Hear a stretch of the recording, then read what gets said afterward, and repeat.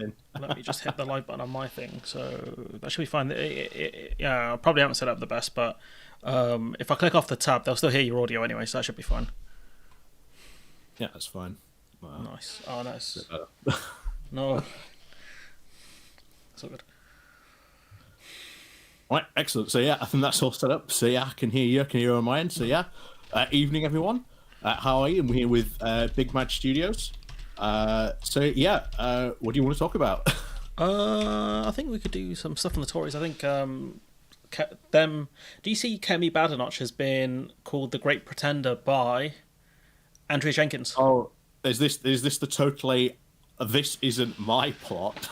Yeah, she was Yeah. talking about. I have totally no plans to take the leadership. I don't think It's she'll win. not You know, me. I don't think she'll win. It's she's pissed off so many people within their own party. She's already been told by the right wing of her own party that she's never going to be leader because of her refusal to do the whole bonfire of EU regulations. So yeah, I don't see how she wins amongst the MPs. But if you have a look at Conservative Home, which have been very accurate when it has predicted how the leadership races will go down, especially to the non-parliamentary party, she is winning. The bookies odds put her also at, I think, 3-1, I think, as well. So I think if she went to a non-parliamentary party vote of the Conservative Party membership, I think she'd probably win. But she's got to get past the MPs first. Yeah, I think they will stop her at the MP phase. I'll be honest. Well, it's also who do they go with? So I don't think there's a very clear candidate. I don't think there's a very clear candidate at all. This isn't Boris Johnson or Liz Truss pretty much waiting, ready to go in the wings. I doubt anyone really wants to go at this point as well. I think she would much rather wait for the general election loss than probably take over. Yeah, the thing is that you cede power at that point. Like, why would you? Do you know what I mean, if you do it now, at least you get the big majority and you've got a chance to do something. You know, you've got less than a year to get your agenda through, whatever her agenda is. Like, she was called a fake Tory basically by Jenkins because she's like, if you look at her voting record, it's not very conservative. And I was like, that's a burn. That's a burn right there from Jenkins. I don't even think she'd necessarily want to go for it, because even if she does, a year is not a long time, and it's what exactly is she going to do? Last year in 2023, the Tories only passed 23 bills, which normally we're passing a lot more in Parliament than that. Yeah. So I doubt they're even going to do that much within a year. And I think if they did change leader, they'd have to go to a general election. They'd have to. I don't think they'd have to. I don't think they don't care about rules and norms. Norms. The thing with norms are when you get people who are willing to throw it out the window, they don't care. Like if you look at Trump or Johnson, they threw all the norms out the window. Lied to the Queen, prorogued Parliament illegally. They don't care. Like because norms are for breaking. That's the way they see it. And so, what difference does it make if they bring in the fourth prime minister in a 5-year term? What difference does it make? Once you get past the first one, does it make a difference?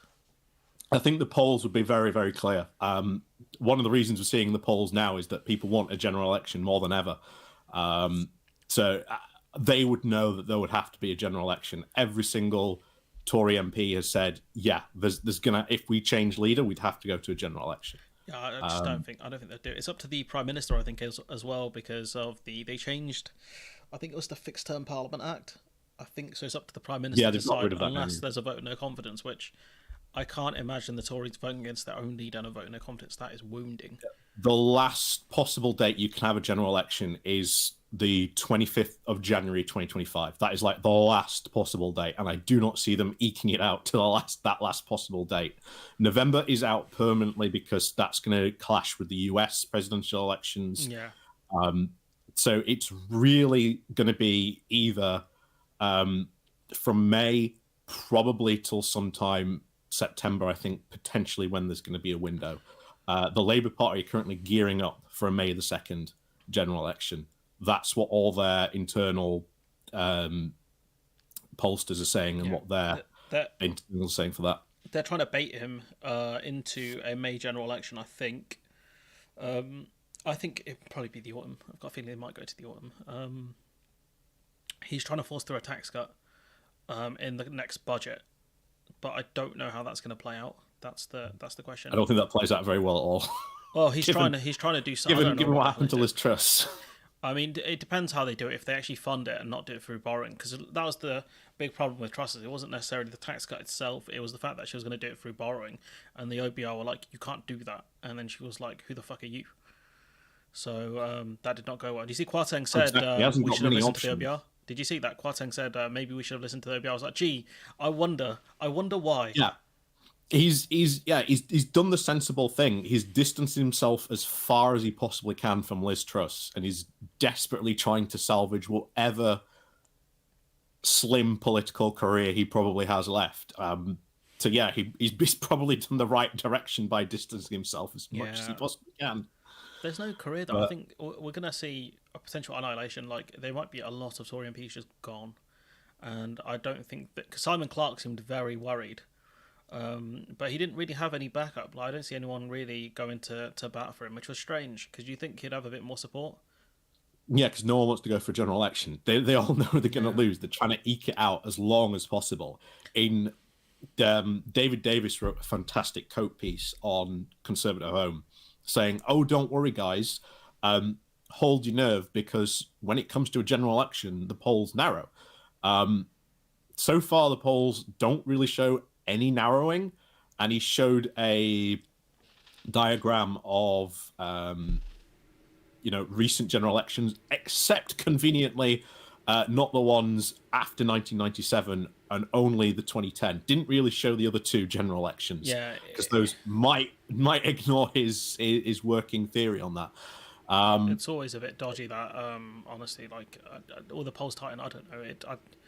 Maybe some people, I think it depends on if people see more of the Labour Party and they like what they see. That's going to be the key question, I think, because if Labour go out there and say things aren't popular with people, I think that's where we might see the polls lower a bit. But it depends on what they do, because I think the eyes are going to be on Labour soon. And the question is, can what they say hold up to scrutiny? I think that's the key question for them. And that, like I say, that's what they're doing at the moment. Everything's going to be in, I think the deadline for manifesto stuff is the 8th of February. They have, from what we know, they've got a working group set up for policies, and they are trying to sort of watertight, making sure that these policies are bomb-proof as possible, so that if they do attack them, they know potentially what avenues attack they might go down, so they've got responses to that, and that they are sort of as solid as possible for any potential attacks. So yeah, that'll be like I say, we know they are taking this election very seriously at the moment. I think the issue with that is they're going to be asked how you're going to grow the economy, and they're going to have very little answers for it. That's going to be one of the major problems they run into, because you can't come up with bomb-proof policies, but then also argue we're going to grow the economy. When asked how, you say we're going to grow the economy. That's all they answer with. They've got to invest at this point. There's no other way for it. How would they invest though, given the state of the fiscal rules? Given that they are trying to. They're being funny about the 28 billion, even though it's 20 billion in green funding. If you listen to, not Sam Coates, is one of the other dudes on Sky, where he said it's actually 20 billion. So where are they going to get the money to invest from? What are they going to do because of the fiscal rules? That's the question. I think they'll have to abandon them. I don't think they're necessarily going to keep them at all. Because they're going to have to invest at some point. They will have to borrow, although how much they can borrow, given the fact that inflation is going to be the constant problem, because if you borrow, let's say 10 billion and then inflation goes up, well, your 10 billion that you just borrowed just became 5 billion. Mm-hmm. So it does become very, very hard to borrow at this point. And that then leaves them only with one really option, which is to go to tax rises. I think I said on the Sunday roast, I think the era of us having low taxes in the UK but the thing is, we don't have low taxes in the UK. Not really. Not on certain people. We really do. When you compare, it depends who you're talking about. It depends on what areas you're talking about. If you're talking about lower earners and middle earners, we actually have higher taxes. So I was speaking to someone in Sweden yesterday, in kind of preparation for this. She would make around £45,000 when you convert it from Swedish currency. Right, her tax rate would be around the same as what she pays in Sweden as in the UK. So it depends on whose tax rate you're talking about. If you're talking about lower earners, middle earners, or higher earners, if you're talking about higher earners, they pay a lot less. We have much lower tax rate. The higher tax band is much lower in this country. In terms of capital gains, our capital gains taxes are a joke. Because if you make your So money you through probably have stocks and to raise shares, capital gains. sorry. There's a ton of different taxes we can raise on this. It's not. But the thing It's is, not Labour have just ruled it like out. taxes on people. Labour have ruled out tax rises across They're the going board. to have to at some point. But they've It's ruled it out. it's So just that's logical. but then It doesn't when matter they, you said, oh, they've when ruled they them break out that because manifesto they've pledge, changed the their media will mind a come couple after of them. times on these things. If they break their manifesto promises, the media are going to come straight after them. And so the Doesn't whole idea matter. of bomb-proofing stuff won't The work. Tories have broken their manifesto promises. Yeah, but the media haven't said shit about it. Because that's how the media are. They're going to say shit about doing these things to Labour then. No, they won't though, because the media doesn't work like that. Otherwise, Labour would be able to push through. Would Labour actually be able to talk about policies they care about, like not having the fiscal rules? If Labour weren't concerned about how the media portray them, they would not be talking about fiscal rules and BS economics. This is 1992. The whole reason they are doing this is because of 1992. 1992, everyone was going, John Major is going to lose. He's going to walk into an absolute electoral oblivion. Neil Kinnock is going to be the Prime Minister. We are going to be under a Labour government. And Neil Kinnock absolutely won that general election. He came out with all these tax plans that didn't work out, that the Tories absolutely made mincemeat of. And, you know, they came out with a shock victory and a shock win. Like, Labour were that arrogant about it. They were right up to a week before. The polls were close, though.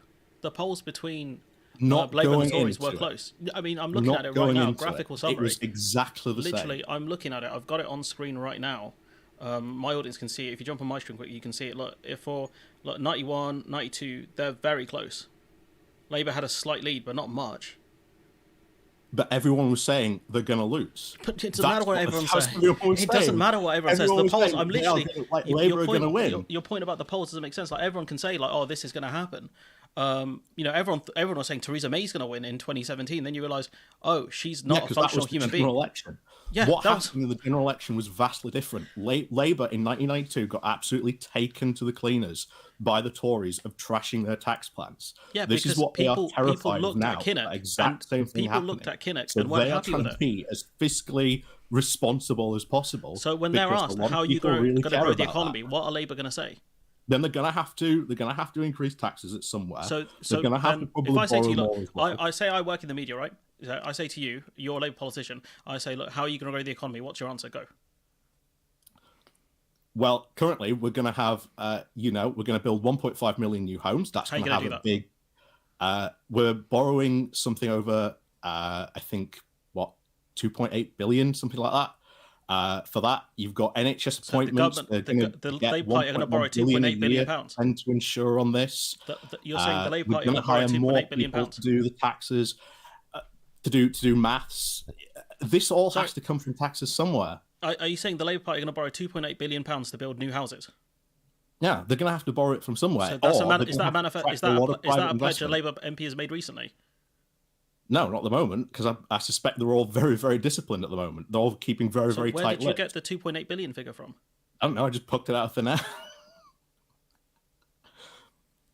But then that's the point, though. You can't just say Labour are going to grow the economy by borrowing a lot of money to build houses. Exactly why their messaging is so tight at the moment. But that's the point, though, isn't it? No? If I ask you, there's no point arguing about a lot of this stuff until they really come out with a manifesto. But that's the point, though. If we look at what they've said right so now, far, I can look up a policy manifesto tracker.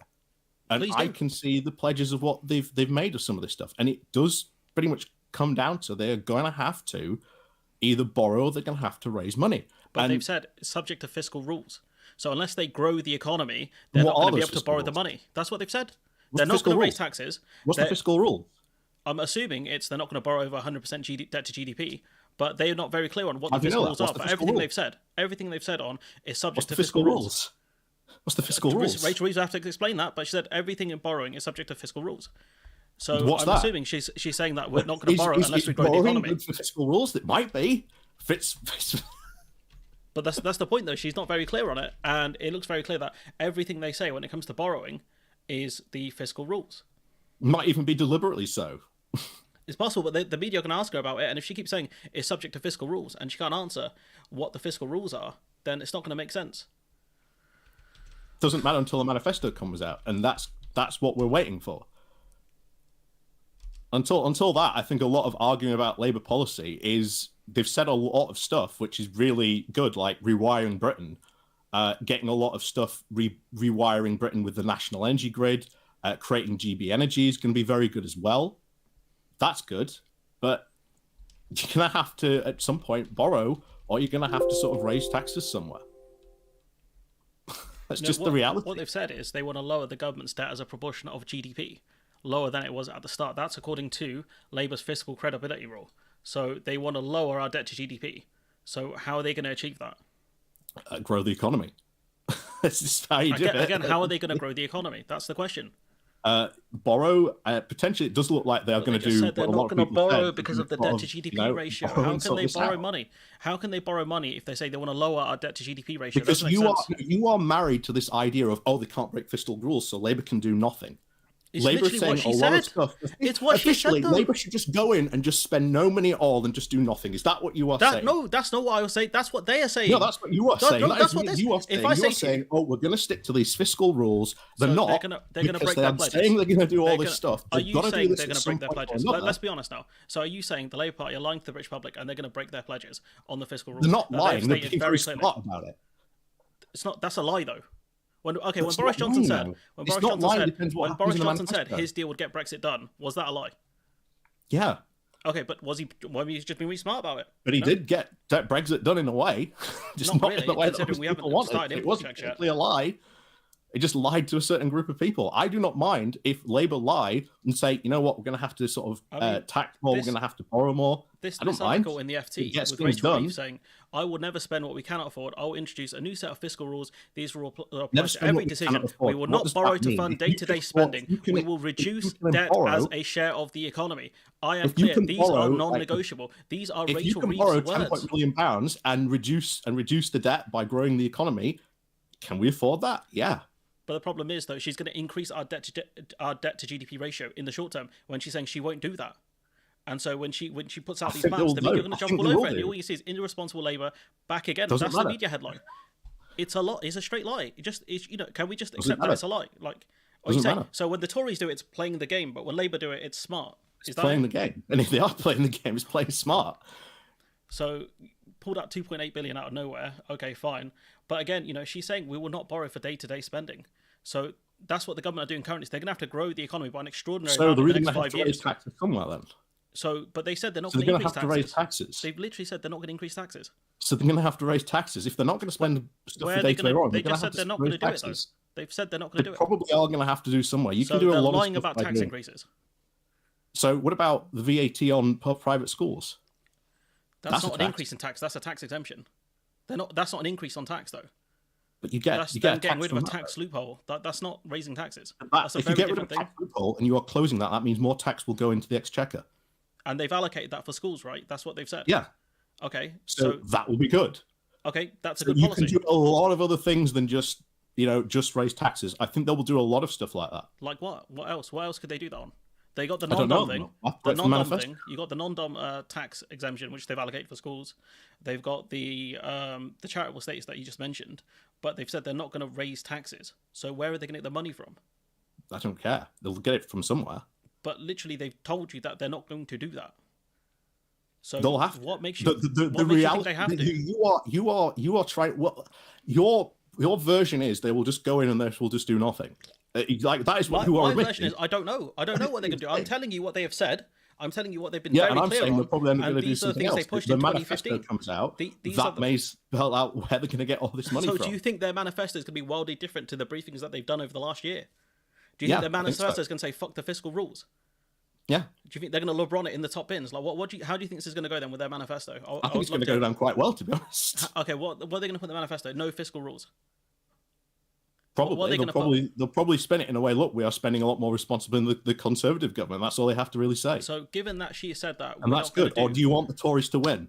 No, I don't want the Tories to win. Because that is where you're going now. No, it's literally not where I'm going. I am telling you. No, it is. This is what... See, this is the thing. I'm sorry, you want the Tories to win. This is one of the dumbest accusations, right? Because I'm telling you, Labour can change... They can change course now. They can change course now. Stop saying dumb shit in the media like, we will not borrow day-to-day spending and somehow grow the economy magically despite not increasing taxes or increasing borrowing to invest. That's what I'm telling you. They can set the ground so they can grow the economy. So when the media say, oh no, look at Labour borrowing all this money, they're like, look, we've already told you we're going to borrow this money. We've told told you where it's going to go, and we've told you how it's going to grow the economy. Remember what Conservatives did in 1992? Okay, 1992 was how long ago?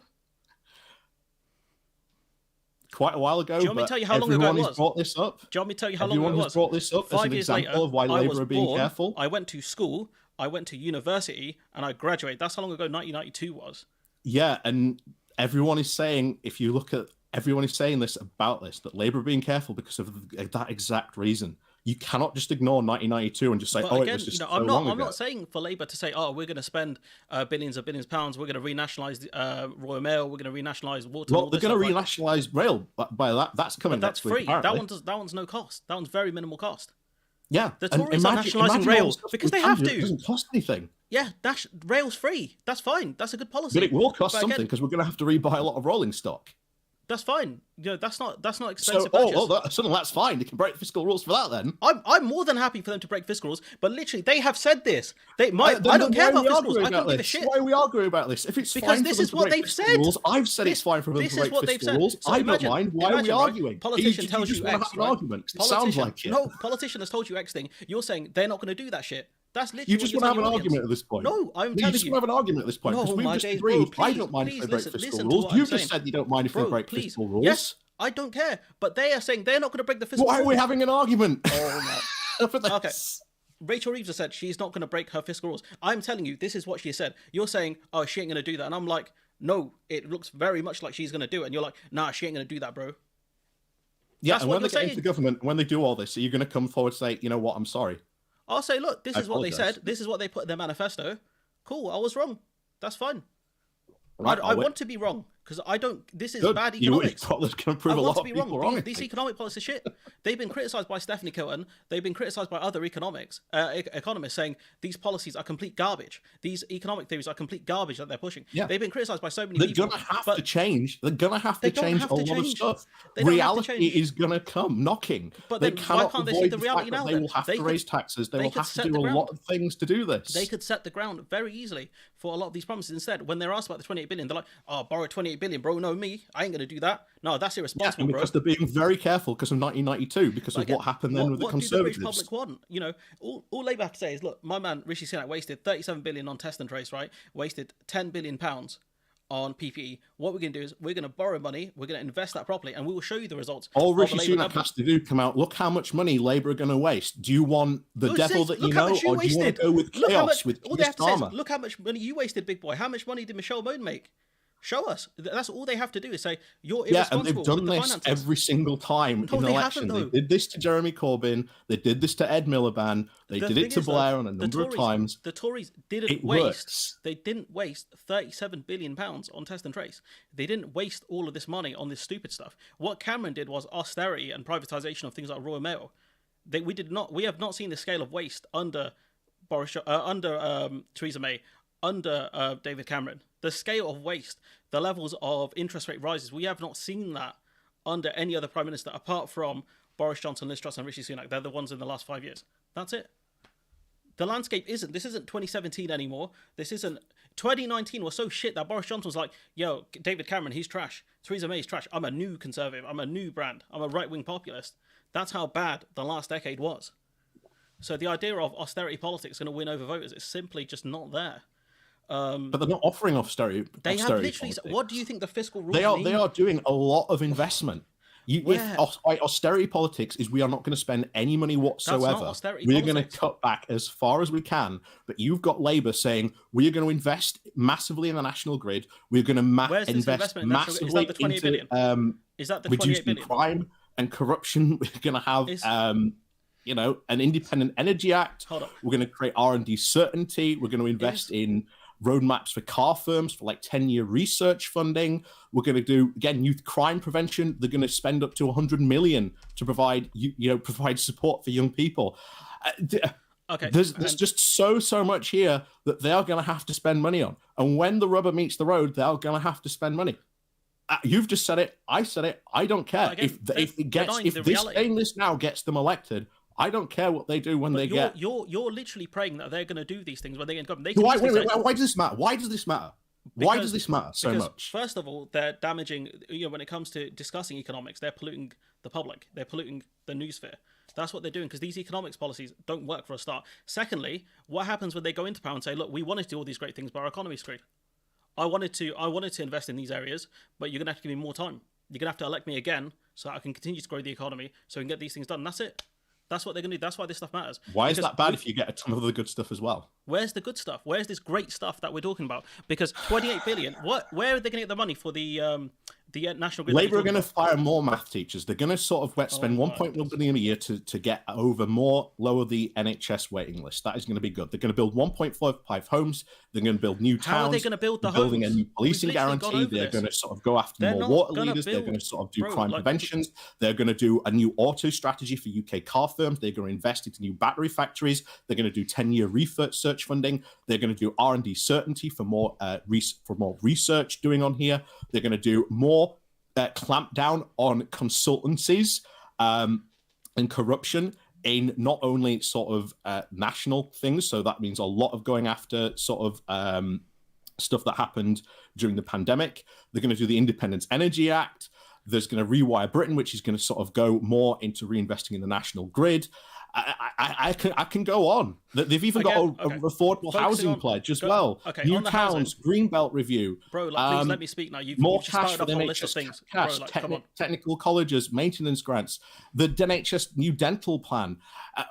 So much stuff. They are going to have to get more stuff on this. Again, like they've just stated, the fiscal rules won't work. When you talk about the car and I don't care. I really don't care. When they say they can't afford it because of the fiscal rules, what are you going to say? When they literally say we want to do these policies, but we can't because of the fiscal rules, what's your answer going to be then? I will probably say the same as Rachel Reeves lives, and then when you get in power, so what happens when they get into power? And if they don't do these things, change your fiscal rules and start to say, "Oh well, this is within our fiscal rules." Literally, so if debt goes over, I think why it's being so vague. If debt goes over 100% debt to GDP ratio, and the fiscal rules are like what fiscal rules, and Rachel Reeves gets pieced up in the media because she's not that great an operator, what are you going to do then? Because I can honestly see a world where they don't do a lot of these policies that you're talking about. We're going to go into car batteries. Anyway, you spoke for a while, right? When you talk about building car battery plants, right? A lot of car manufacturers still won't set up shop here because they want access to the biggest market, which is the EU single market. For a start. We're probably going to have to rejoin that. All right, we'll talk about that. We'll talk about that in a minute. But when you talk about the 1.8 billion homes, right?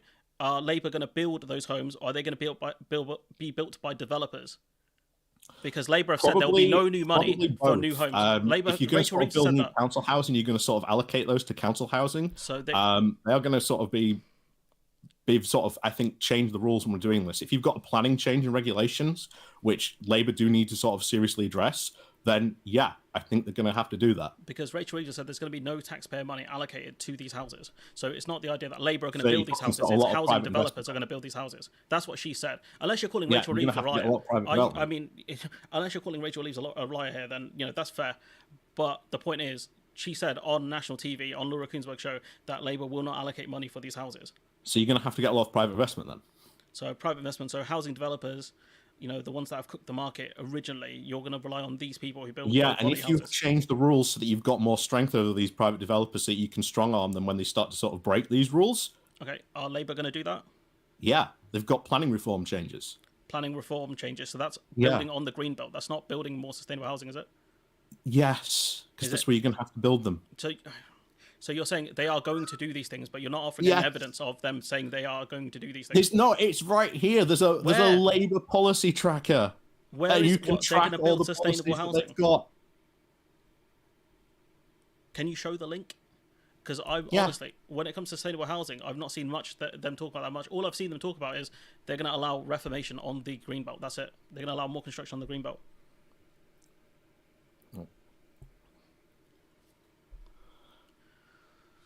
So here you've got all these Labour policies here. Greenbelt review. Shadow Chancellor Rachel Reeves suggested Labour will review Greenbelt reeling rules in the Sunday Times. Okay. 1.5 billion to clear the NHS backlog. It's all here.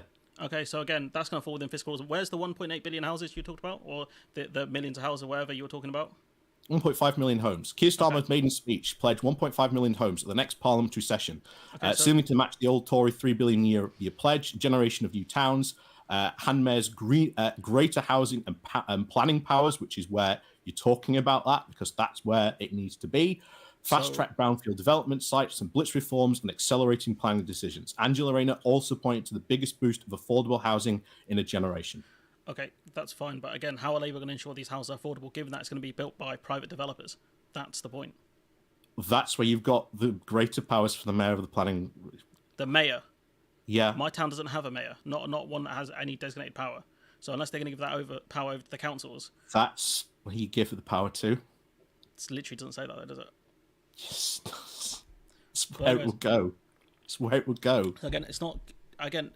That's where it will go. So when Labour say we need fiscal rules, all this stuff, and it's all written down, you're like, nah, that's bullshit. And then you just kind of make it up as you go. Okay. No, I've said this. What are the fiscal rules? You even said you don't even know what they are. Rachel Reeves is using this as a really good tactic and just saying, look, I'm going to say this is within the fiscal rules. Rachel Reeves has said, second, I will never spend what the country cannot afford. These rules will apply to every decision we make. We will not borrow to fund day-to-day spending. We will reduce the national debt as a share of GDP. They will not borrow to spend day-to-day spending. Which is but they're talking about investing, not day-to-day spending. What do you think, right? If they can't afford day-to-day spending, where are they going to get the money for investment? If they're not even going to borrow for day-to-day spending, where do you think the investment money is going to come from?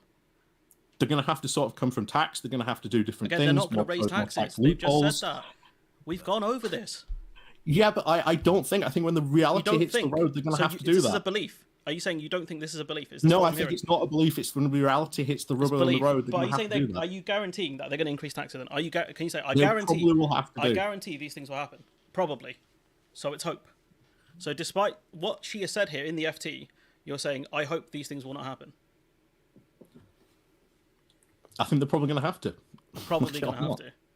So it's possible. Maybe they do it, or maybe they turn around and say, according to the fiscal rules... Is it a bad thing if they do that? Because you said it's not. So why is this an issue? Because this is literally what they're saying to us. And if the next 5 years are them continuing to say, we want to do these things, but we can't because of our fiscal rules, I'm going to be like... Okay, so then what? When what do you do? When what do you do? What do you do at that point? I don't know. That's up to you guys. You guys said, look, give Labour power, right? Give Labour power. Yeah, and you know what? We're working within Labour to sort of pressure them from the left. So what are you doing at that point? It's not a question for me. I'm not the one saying... No, I'm working with Labour to affect change with different groups within Labour. What are you doing? What am I doing? I'm making videos on my YouTube channel telling people what's going on. That's all I care about. That's it? Oh, wow. I'm not here to change the world. Oh, wow. I'm not here to make a big splash. So, then, if you're coming out saying, what are you doing to change things, then I don't see how that's a great argument. If that's it, if that's all you've got to do to change things, then I don't think you're doing a lot. I think you're doing absolutely nothing. Well, what have you achieved then? You have the great Labour people that are out there I'm more than working their ass off trying to get Labour elected and trying to affect change within the Labour Party. But again, if you see your job as a party activist, that's fine, because that's what you're saying, right? You're a party activist, you're there to get Labour elected, and you're there to get the policies you want. But then that's clouding your analysis on what's happening here. You're using your activist hat rather than your analyst hat, and you do your audience a disservice when you do that stuff. And that's all I care about, my audience. I want to give them the best analysis that I can give based on the information I have, because I don't see my job as a party activist. I'm not giving them false analysis. I've told them many times. I think Labour's going to have to probably change these rules on this. But again, based on what? I think the whole fiscal rules is just a massive smokescreen. I think Rachel Reeves will probably say at some point, this is within the fiscal rules. But again, that's based on hope. Nicholas, and that's how you get more things done in politics. If you go on my channel, you'll be able to see it on my stream. I'll leave this up. Let me know. I'll leave this up. But again, it's based on hope. It's not based on fact. It's not based in reality. If you press present on StreamYard, you'll be able to see it. You'll be able to put it press present. 1 sec. Yeah. I've never used this before. Okay. Cool. Hit that. Share screen, yeah? Okay. Yeah. Okay. Is that it? Am I up? All right. It lets me pick which one. Hey, this is not bad. Is this the right one? This is a big boomer moment here from your boy, as you can imagine. Okay. Share. Sweet. Is it there? Perfect. Oh, wow, this software's cool. I see why I use it. This is nice. So there it is there. I will never spend. I've gone over this already. Day-to-day spending. We will not borrow. Day-to-day spending. Reduce national debt as a share of GDP. I'm clear that these rules are non-negotiable. There will be no exceptions. As with our revised charter of budget responsibility, these rules will be put to Parliament to back. So again, there you go. You can fit so much in that. I think it's just are going to be a very good smokescreen, because you could do all sorts and just say, well, that's in the fiscal rules. What's to stop Rachel Reeves saying that? Again, literally, the government right now is borrowing for day-to-day spending, right? So again, how would the problem is, if they want to grow the economy, how do you even stop day-to-day borrowing from day-to-day spending? Because we're in a deficit right now. So it doesn't make sense for you to even say like, they're gonna borrow to invest, when the government are literally at a point where they're borrowing just to keep the lights on. That literally doesn't make any sense. I think they'll be able to do more stuff. There's going to be so much they'll be able to actually do. It's going to be more than just this. And like I say, when the manifesto comes out, we'll probably be able to sort of see what they're going to actually do. But until then, I'm very confident it's just a smokescreen. She's literally set the stage as this, right? There we go.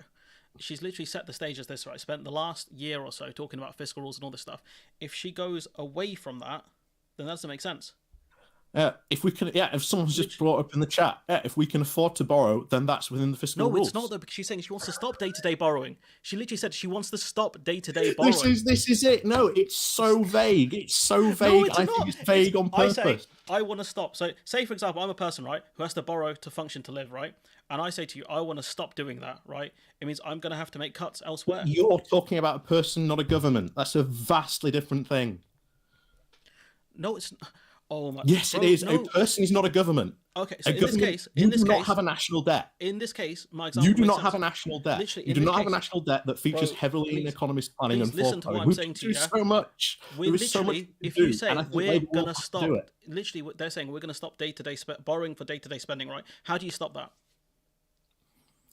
You might have to do some different things. Such as? You probably have to look at changing. Sort of closing tax loopholes. You probably have to raise taxes in different areas.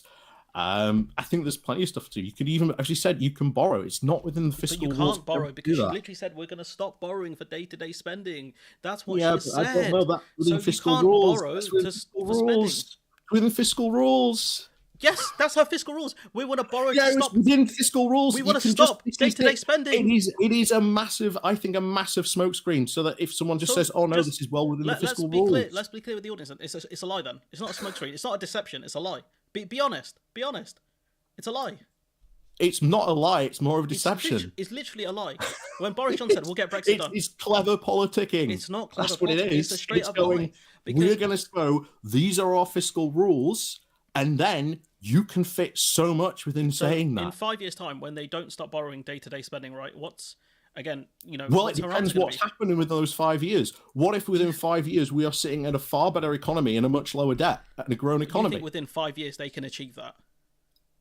I think it's more than possible. Has any country had a turnaround that quick? I think they can set the tracks on that. Set the tracks. These are two different things. These are two different things, right? One is set the tracks for growth, and the other one is growth. So, do you think within 5 years we'll see a country that is not having a deficit, which I think a lot of G7 countries would be in deficit even now? Yeah, we'll still be in deficit, but I don't think we'll be in deficit as much. She won't achieve a goal of stopping borrowing day-to-day spending. But we won't be in as much deficit. I mean, but that's not what she said. If they can make the country better than it is now, what's the problem? Because I don't think it'll be that. I think there's so much more that they could do. I think you are so doomer. You are so doomer about this. This is the difference. You are being doomer about this. You're being so doomer. You're hopped up on opium. That's like me saying you live in the clouds. If you look outside, if you look way up there, right? No, because everything is doom and gloom. And if Labour don't do this, there's no plan. There's nothing wrong with being a realist. There's nothing wrong about. I don't know why you're mocking someone doing YouTube videos. It's literally what you do. How long have you been a Labour activist for? I do far more than YouTube videos. How long have you been a Labour activist for? I can walk away from this and I'll be fine. How long have you been a Labour activist for? 4 years? 2020 I joined. 4 years. I've been involved. Do you mind asking how old you are? 34? 34. So you started being an activist when you were 30, right? So I am 27. I'm literally younger than you, and I have 2 years before I could have to even be a Labour activist to affect change like you have. And what have you achieved in those 4 years, aside from YouTube channel, which you've done fairly well with? What policy changes have you gone? Why have you changed anything? Well, I'm part of Labour for PR. I've done a lot of campaigning for PR. Have you got PR? Is that in the manifesto? So, okay, this is cute. This is cute, Madge. This is a real cute thing that you're going to try and... You attack me on a personal level. Look, in the words of Michael Jordan, it became personal to me, right? You said, what are you doing? And I said, look, I'm happy doing YouTube videos. And by the time I hit, by the time I hit 30, maybe I'll be an activist as well. Maybe I'll find a party that I want to be part of. But what you've Okay, done is so attack I've me on a been part of personal Labour level for here. PR. I've got my local council to pass a provision for councils for supporting PR. Okay. I've done a lot of interaction with my local MP. I've done a lot with sort of the local region. I've helped to get Sheffield City regional mayors active. I've helped campaign for in this sort of greater South Yorkshire Sheffield City region. I've helped a lot in South Yorkshire in and around these areas. But Campaigning is a lot of hard work, and it's not easy. And it doesn't happen overnight. It's a lot of hard work. You lose cool, far more often than you win. But when you win, you win big. You're asking about what change have I achieved, and it sounds like you haven't got. No, I'm asking what you've done. Yeah, like I said, I've made YouTube videos. I started my channel probably about 4 years ago. That really, in the grand scheme of things, doesn't affect a lot of change. No one has Even I will say my YouTube channel, in the grand scheme of things, in the grand scheme of things, what have you changed then? A lot of change. If you're talking about achievements in the grand scheme of things, what have you achieved? Have you gotten PR? No. Have you? Is Labour going to follow? We've got elected at the Labour conference, voted on the Labour conference. And what did the voters? What did the members want? PR, right? Yeah, they voted for it. And what is it going to be part of the manifesto? Don't know. We'll find out. No is the answer, because Labour don't believe. We'll find out. We'll find out very soon. And if not, guess what, Madge? We'll do it again, and we'll do it again and again and again. Because that's how you campaign. You put in hard work. That's fine. Look, that's good. But you're talking about feats and achievements, and you don't have any. That's the point. You can say all you want, but I've done a lot more work within campaigning for actually trying to bring about a change. Yeah, you've done the work. That's fine. You're talking. There's two different things here, right? And one of them, I'm not belittling. Campaigning, doing pressure groups. That's fine. You're accusing me of not having any achievements. You're saying in the grand scheme of things. I said nothing. No. I said what you said. What change have you? I said what have you actually done? Yeah. What have I actually done? I said change. I've made a YouTube channel and I inform my audience. YouTube video. That's not a big achievement. But again, I know. Where are your feats? You're out here acting like really do a lot. You're out here acting like you've done something. Like I'm just asking. What are your feats? Making a YouTube channel. I'm afraid, in the grand scheme of things, as much as we like to sort of have YouTube channels and talk about YouTube and politics, a lot of us really do not do a lot on our YouTube channel that affects change. A lot of us go out and actually do stuff behind the scenes. I'm trying to actually make change. I'm more than happy just giving my audience the best analysis I can. That's what I want to do, is be in the media, to talk about what's going on and say, look, this is what I think about these things. What do you think? Start a conversation about things. Go work for the media then. Literally, what do you think my YouTube channel is? What do you think my YouTube channel is? Go join a newspaper of more better effects. Again, what do you think my channel is? What do you think it's there for? It's literally the reason I made it is because I thought, right, I think I've got some interesting ideas. You've got a journalist degree, or? No, I don't. I've got a politics degree. That's what I did my my undergrad in. So you're going to go join like a Spectator or the New Statesman, or you're going to start sort of writing articles? I'm more than happy to stay with my channel as is. I'm happy with it. Obviously I want to see the numbers go up. Everyone does, but again, like, I have editorial control over my channel. I decide when I schedule content out. I decide a lot of things, and having that level of self-control is important to me. I don't have an editor saying you can't say that, you can't say that. I'm more than happy with where I am right now, and fair enough. If you're saying you want to do more with your life, that's fine. But again, like, I work full time and I do YouTube videos. Like, if you're talking about feats and achievements, then I'm not seeing your feats and achievements being that much higher than mine. Campaigning is great. I have at it, But again, you're talking about what have I done to affect change? Campaigning you have. But again, like, if you're literally, again, once again, it's two different things, right? You're talking and here's about the thing: lots of campaigners will go out through their lives and to affect change, and will do absolutely nothing. They will probably die before they get to see their change even made.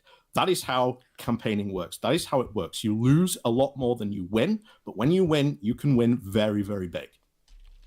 And that is where we are now. We are at a point where if we get rid and absolutely decimate the Tory party at the next general election, we are going to have a decade or more of really progressive politics. You are electing more than just Rachel Reeves. You are electing more than Keir Starmer. You are electing the Labour Party. And you are electing the people within that party. You're electing the MPs that are going to be a very progressive majority. These Labour MPs are not just going to stay silent if things don't start to go wrong. So, vote for the Labour Party so we see a Labour civil war, like, say, a rebellion on Starmer. I don't get it. Like, one sec. But again, like, I'm looking at what you're saying, right? And I don't want to be mean, but again, like campaigning is fine. I would do it more if I had more time. But between working full time and doing YouTube videos, it's not the easiest. But the fact is, like, what you've offered is just hope and belief. Like, the idea that Labour Party MPs will just sit down.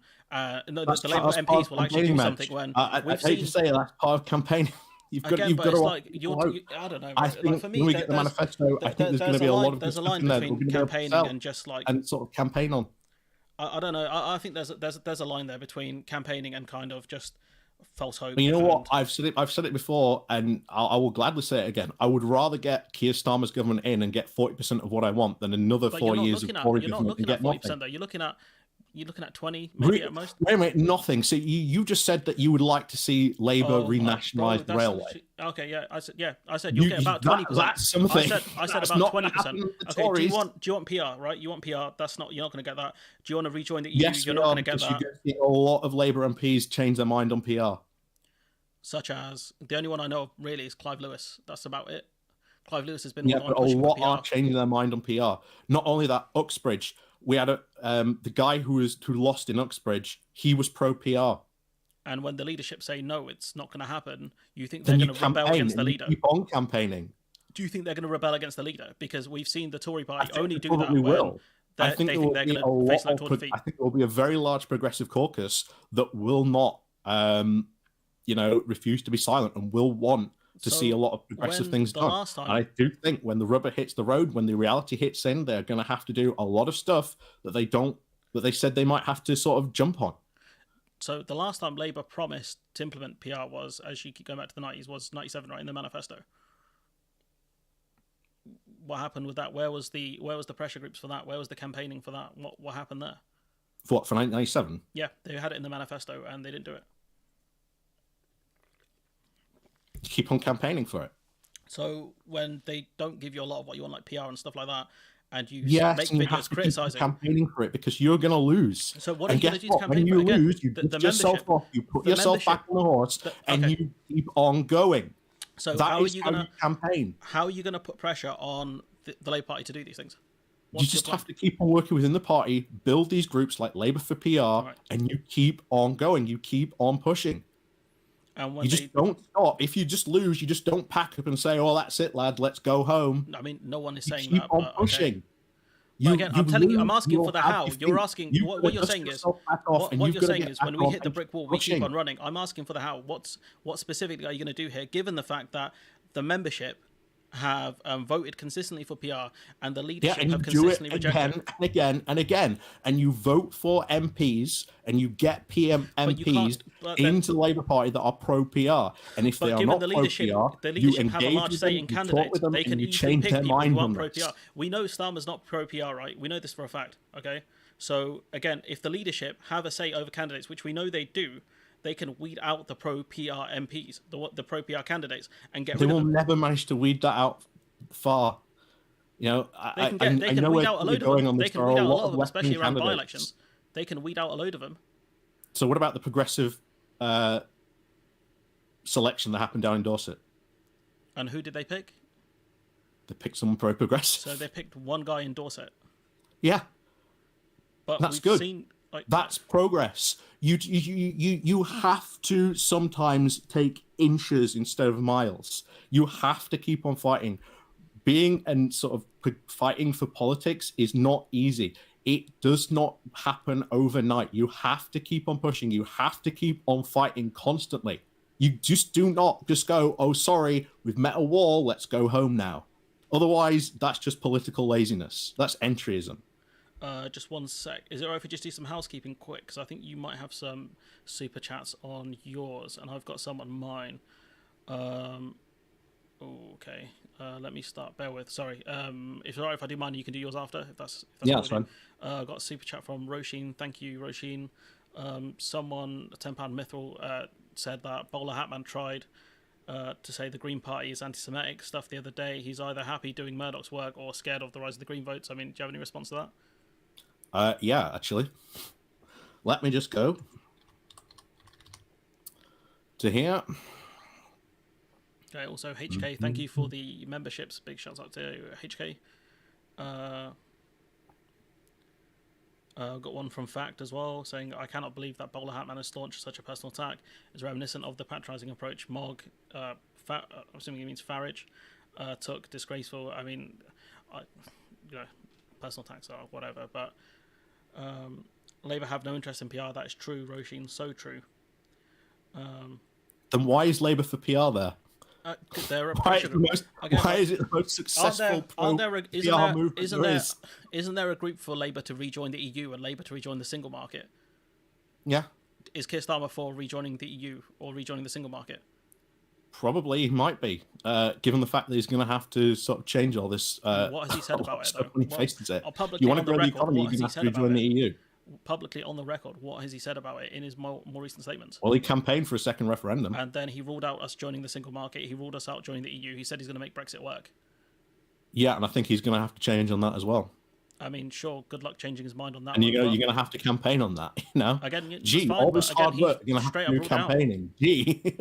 Again, you know, like, that's fine. But again, he straight ruled out because all he cares about is the red wall. If you want, in a couple of minutes, we can move on to... Actually, I did want to get your thoughts on something. Bear with me. Labour's kind of stance on Gaza. I did want to ask for your thoughts on that, if that's all right with you. Yeah, sure, that's fine. Blood, where's the thing? Sorry, I need to get used to I this. probably disagree with them because I think they need to be they should need to have called for a ceasefire sooner. But then again, they need to actually have I think, more back an actual plan, not just call for a ceasefire. I think calling for one is pointless unless there's a plan behind what you do after. So I think if you call for a ceasefire now, you can start negotiations straight after. And one of the things on the ceasefire you can say is we want an immediate return of all hostages that Hamas have, and I think that would be one that Hamas could potentially give. We'd have to see, but I think that could be one of the terms. Given that Israel haven't had a lot of luck, I think getting their hostages. But I'm not 100% sure because remember, Hamas is a terrorist organization. That is true, but I don't really trust Hamas. To be honest, that is true, but you know, given the fact that Israel will be very active on that border, I don't think they'll be able to get much through. I did want to ask you specifically about something, and I'm just trying to bring it up. Share. Is that on the screen? Oh, bloody, this thing is... Need more than one screen at this rate. I have two, actually. Is this screen... Let's see.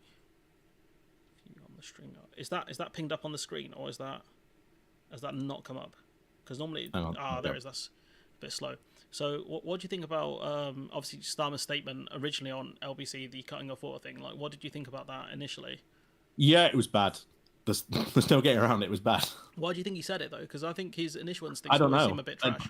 I'm not in Keir Starmer's brain. Because the only thing I can see is Labour wanted to make the party look like it's not anti-Semitic, and he's kind of misread it, or maybe he just rushed to an answer. I don't know, but that's one of the fears I do have around him when it comes to interviews and stuff. No getting around it. It's bad.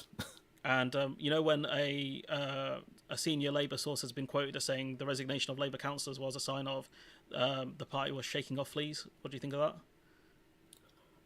Again, think that's bad. What else do you want me to say to that? What would you say to such a voter who kind of sees these statements? What would you... Again, I think there's more difficult points to it than that. I think Labour needs an actual plan to this, and I think it needs a lot of international backing. I think you need a lot of proper sort of international cooperation. I think obviously South Africa going through... through the Supreme Court is a good idea. But there needs to be actually some sort of form plan. I just don't think they have one, to be honest. I don't see this being their priority. I think that's probably why this has caught them off the back foot. But a lot of it has been very bad. Sorry, I just missed that. I don't really see them thinking this as a main priority. The conflict, the Gaza conflict. I don't think they see this as a main priority. Okay, I wanted to share one more. Just bear with, because it does talk about Labour's problems with Muslim voters. Just bear with me 1 second. Sorry, I kind of pulled this one out. Just think I thought it's worth getting your opinion on, because this article came out, I think it was last night actually. So I don't know if you've seen it. It's about Labour acting on fears around Muslim voters. Just waiting for this thing. It's a little bit slow. Is it because I'm on a guest? No, it's sorry. Yeah, I've got to click on add them to the stage. They appear down here, and I've got to click them on here. Okay, that makes sense because I guess you've got to you don't know. Yeah, that makes sense. Okay, so a spokesperson for the groups. I think it's the Muslim vote. Let's see. I didn't read the top paragraph. That's very impressionable. They've got, I think, a pro-Muslim group within. Is this within Labour Party? It doesn't really matter, anyways. Saying it's clear that this person actually saying that the Labour are taking the Muslim vote for granted. What do you think about that, given the statements that Starmer made, especially when, did you see the ones he made when he went to the mosque? And he said that I reiterated my call for Hamas to release the hostages, and everyone just saying, how do you expect a mosque in Wales to get Hamas to release the hostages? I don't know if you saw that one. He clarified it later. I think it's just been generally bad handled all around. I don't think there's any other reason. Don't know what else do you expect me to say. It's been very badly handled, to be honest. I think they needed a lot more clear stance on it. But neither did I think they, expect this to happen. I think they've been caught on the back foot. I don't really think they see sort of Middle East maybe as a priority. But again, given the leader of the UK, we're not as international prominent as we were. You're still going to have to deal with international affairs, and the way he's handled this is really bad. Yeah, it's very bad. I agree with you on that. If we say the Nick Ferrari thing, maybe I don't want to say it's a one-off because it's a really dumb statement, especially given he's a former human rights lawyer. But given that the other stuff was pre-prepared, the tweet he put out was obviously gone through, his spin doctor and all this stuff. How stupid is this guy to put out such statements? Does he not understand? I think it's more from their comms team than more than anything else. That's his comms team. He's picked these people. And if he can't pick a competent comms team, what does that say about the geezer? Honestly, what does it say about him when you can't pick a competent comms team? I'm genuinely baffled at this. He could literally hire Phil from a different bias, right? And he would do a better job probably than the Labour comms team. Yeah, look at that and be no, less of that. I don't know. Again, but then what kind of guy can't hire a competent comms team? At least say people say what they want about Tony Blair, right? He had Alistair Campbell, who was probably one of the best spin doctors this country has seen. Let's be honest. He disagree with you calling him that, but never mind. One of the greatest PR merchants, and he's the Mourinho of PR. There we go, because Mourinho's the best PR guy in football. How's he not hired competent people this late in the game? Because they've had problems. I don't know. Ask it's Tom. Again, surely you're the guys. Is that not something you put pressure on? Because again, he's really pissed off a lot of people. You've put a lot of pressure on that. You've put via what group have you have you got a Labour pressure group for better comms team? Yeah, I've written to my sort of Yorkshire Humber Central Labour Party and said that they need to have better comms, and I've advocated that our Central Labour Party person also does that as well. Because that guy Morgan McSweeney, he's apparently, someone's put in the chat there, he's their PR guy. Is he what's going on with my man? Because again, I know he's telling him to be careful, polls can tighten up and all this stuff, but what's if Bro can't pick a competent comms team, what's going on with that? He's picked these people, these are hand-picked people, this is his team. Yeah, and you don't get it perfect every time. Unfortunately, it's not about perfect. This is not perfect. This is not it's bad. I agree. I agree with you. Shake off the fleas. Shake off fleas. About it. These, you're saying these Muslim councils are parasites. What's up with that? This is I know. Wild. It's dumb. This is not whoopsie. This is literally 9 out of 10 bad. This is DEFCON 2. Yeah, I know it's bad. I don't know what else to say, but it's bad. Again, what are you supposed to... I know O'Brien had a caller recently, I think it was a Muslim voter, he called in and said he's not voting Labour. And O'Brien's well, you are helping the Tories by doing that. He's I don't care. You know what I mean? Yeah, and they are these helping guys the are some of the things that Labour comes out with are just so brain dead. Someone's put campaign for a better Labour comms team, bowler Hatman. That could be your campaign name. Maybe they should do. Maybe they should do that. Could be a touch louder. I focus on PR. I think PR's the more one. Can you up my mic? Oh no, it's an issue on my end. I think it's your end. Yeah. Yeah. Oh, that's my bad. God damn. I don't know how to fix it. I'll just get close to my mic. Is that better? Yeah, that's better. I can hear you all right on my end anyway. So. Yeah, I think my audience just complained about. I think my mic is. I have so many issues with this mic. What have you got? Hold on. You haven't got one of those Shure SMB ones, have you? The really cool ones. Oh, do you know what the worst thing is? I think I was on the fence about getting that one. Oh, I'm a bit ticked off about that one. I'm Yeah, not gonna lie. my take it from someone who worked in media that you've got to spend good money on microphones. Yeah, that's something. Yeah, Yeah, if you spend 20 quid, then you Joe, get a 20 quid worth of microphone. I bought one that the YouTubers recommended, but it's like the Samsung Q2 something, but I think it might be a bit older. It might have problems, like software Check wise. your cable. Is it an XLR cable that you No, use? it's a USB. USB. Get a new USB cable. Try that first. It is Mike NV HK. Someone's put it's Mike NV. It is. Yeah. Get if not, or just buy a new mic. Fuck's sake. Someone super chat me a new mic. No, I'm joking. What's it called? Or go to what is it? Not Elgato. Elgato do some very good streaming equipment. I've got the Stream Deck. To be fair, it's really good. But do you want to move on to the single market, or is there anything else you want to discuss on Labour or no, Tories? I'm pretty much. Well, I want to say I'm free all evening, but all night. But I do need to get sleep and like to rest and decompress, and probably play some League of Legends because I'm a degenerate. You're a thingy player, aren't you? You're a D&D player, aren't you? Yep. Yeah, that's pretty cool. I have my books beside me. Yeah, you showed it. You showed it the other day. I remember that was cool.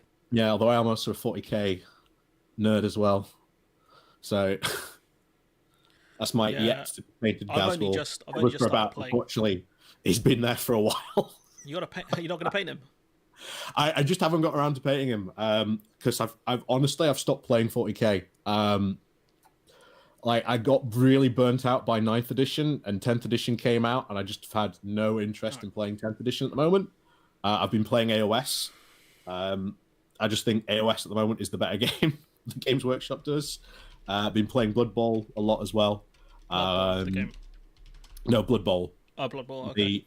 The fantasy American football. So. What the? All right, and on that bombshell, do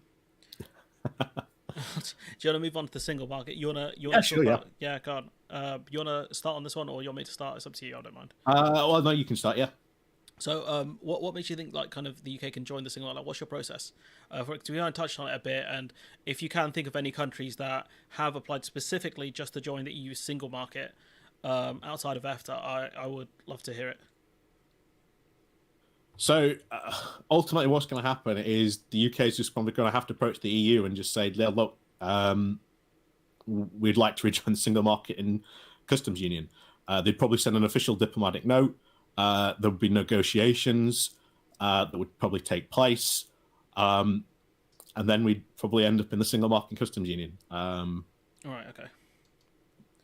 So what I wanted to do was, because I've done a lot on this, to be fair, I'm not going to lie, there's going to be a fair amount of share screening. So, I'm still sharing one, apparently. Okay, so if I hit present, then I go to... Yeah, that's the bad thing about this. It only lets you share one screen at a time. It is all right. Like I think it's cool for it. It gives you media feeling graphics, honestly. Yeah, the reason why I like StreamYard just does everything for me. Just like I'm not even monitoring mic levels. StreamYard does that for me. Oh, what's it compress? Oh wait, no, it wouldn't. Okay, it doesn't matter. It does everything for me. It's this why I use it so much. It's too much. There's a lot of nerding out over tech on my end. I don't want to keep doing it. I'm just looking for the right one. Bear with. I feel like I've muddled my tabs up a bit. This is great viewing for the audience. Okay, here it is. No, it's just because it's got a different name because it's from the Guardian live feed. So if I go to... There it is. This is why people don't do things live. So let me know when you can see that on your screen. So we've got full... This is from the Tony Blair report, right? And we're going to talk about a guy called Stefan Furing in a minute. Actually, it's worth talking about him now, actually. Let's do that. So... the Guardian asked the question, does the EU want a closer relationship with the EU? So the UK even, can't speak. So as Anton Spivak, one of the authors of the report highlighted, so this was I think it was the Tony Blair report, right? Something from the Tony Blair Institute. Spivak highlighted a Financial Times report quoting Stefan Furing, the European Commission official in charge of overseeing the trade and cooperation agreement. So he talks about how there's a bi-weekly report on how to improve trade relationships with the EU. He says, my job is to follow all of them, but he's saying he's not seen anything come out of the EU, right, on their end. So they're not too bothered about us.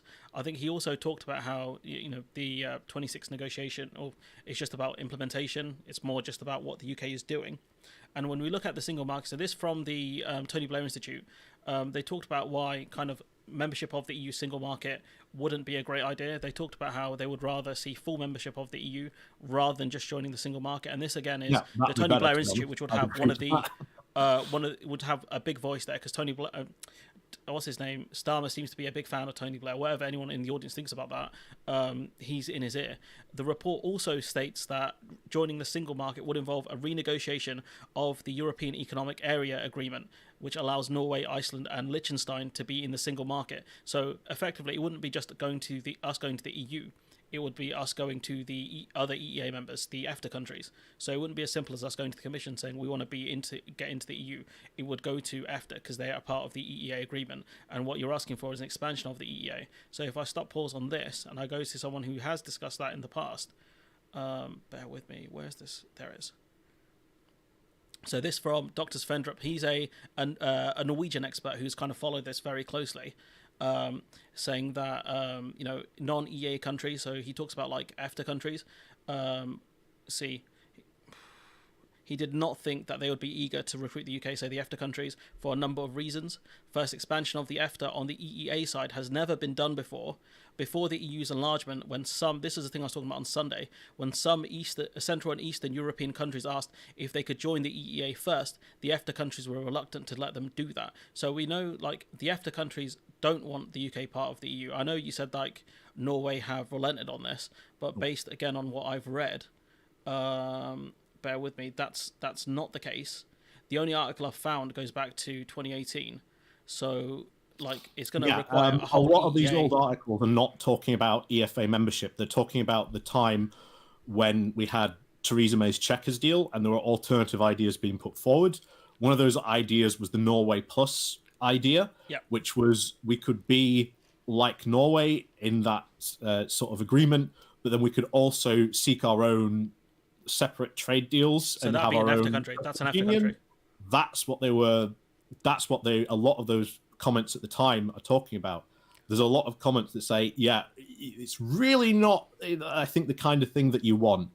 We've also got very recently, as soon as 2020, the Norwegian president said that Norway might not want to be in EFTA anymore and seek some sort of better deal. You've also got the fact that Norway has a lot of power being in the EFTA, and us being in there as well is also going to help them, because even though we are a larger economy, that's not necessarily a bad thing for them. We have vastly different economies. We have vastly different economic concerns. Norway see it the very opposite of that. They see us as a bigger economy, a bigger population, and competition. That's the same way Norway. We have vastly different economies, but we have vastly still different economies. As competition. Ours is a service-based economy. It's a massive power imbalance. Norway comes from minerals. It comes from oil and gas. They see us as massively unbalancing their group. Concern they see us as massively unbalancing the group because of our population size, and they see us as a loose cannon, given the fact that we are not the most trustworthy. And it would give the Norway a lot more power because we would align on a lot of stuff. And we would not align on a lot of things, and we would. No, we would probably do.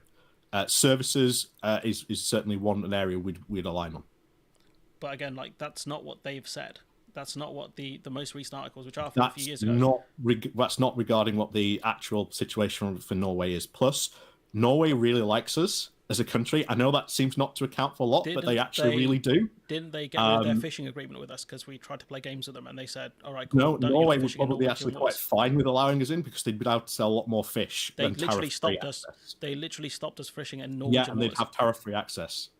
They sell more fish into the UK. They literally stopped their fishing deal. They stopped their fishing deal with us because we decided to play games over the fishing agreement that we had with them. So, the idea that we're good friends with them. Yeah, and if we join, that would mean also really joining the common fisheries policy, which again Norway is part of. Not a problem. But again, like, Norway have said no. Like the Icelandic countries. No, they haven't. Norway would not say no. Norway would not say no. Okay, how many things have Norway vetoed in the EU? Sorry? How many things have Norway vetoed in the EU? They've not vetoed anything because they can't. They can do. How are they going to veto anything that the EU passes? They can veto it if it's in to do with ETA. They have veto power. Yeah. Over things in ITER.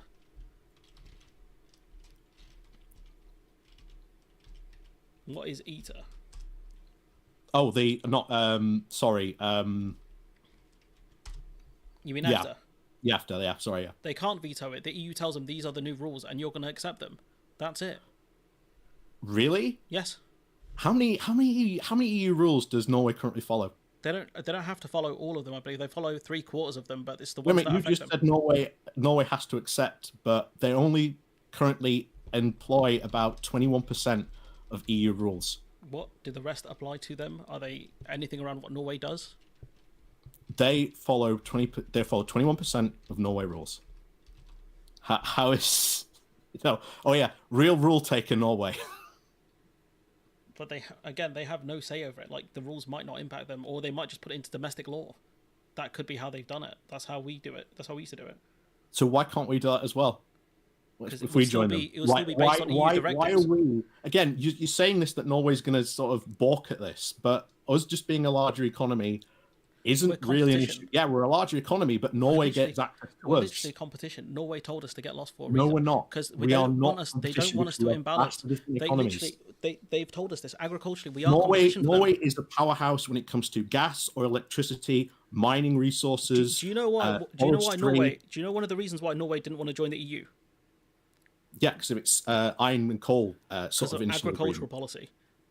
One of the main reasons was agricultural policy, because they want to protect their farmers. That's why they have such high tariffs on things like cheese, because they're trying to protect Norwegian farmers. It's not just about the bigger areas where they compete in. They want to protect their domestic markets. Sell stuff into the UK. And we're going to sell stuff into them which they don't like. They don't want to compete. That's why you set up a protective bloc. You don't want to compete. That's why you have tariffs. But why they didn't join the EU properly? No to that? We could get into this. The idea that Norway's going to say no is not realistic. They are going to do it. They have said no. According to this it was one of the Scottish newspapers, The National, right? One sec, let me share this so you can see it as well, because it's not the fairest me reading stuff without you being able to see it. There it is. Erna Solberg apparently being horrified when Boris Johnson gatecrashing their about gatecrashing EFTA. They didn't want us in EFTA. They don't want us in the single market. That's the problem. That's the point. Okay, can I read this to you? Go on. What year? What year is that book from?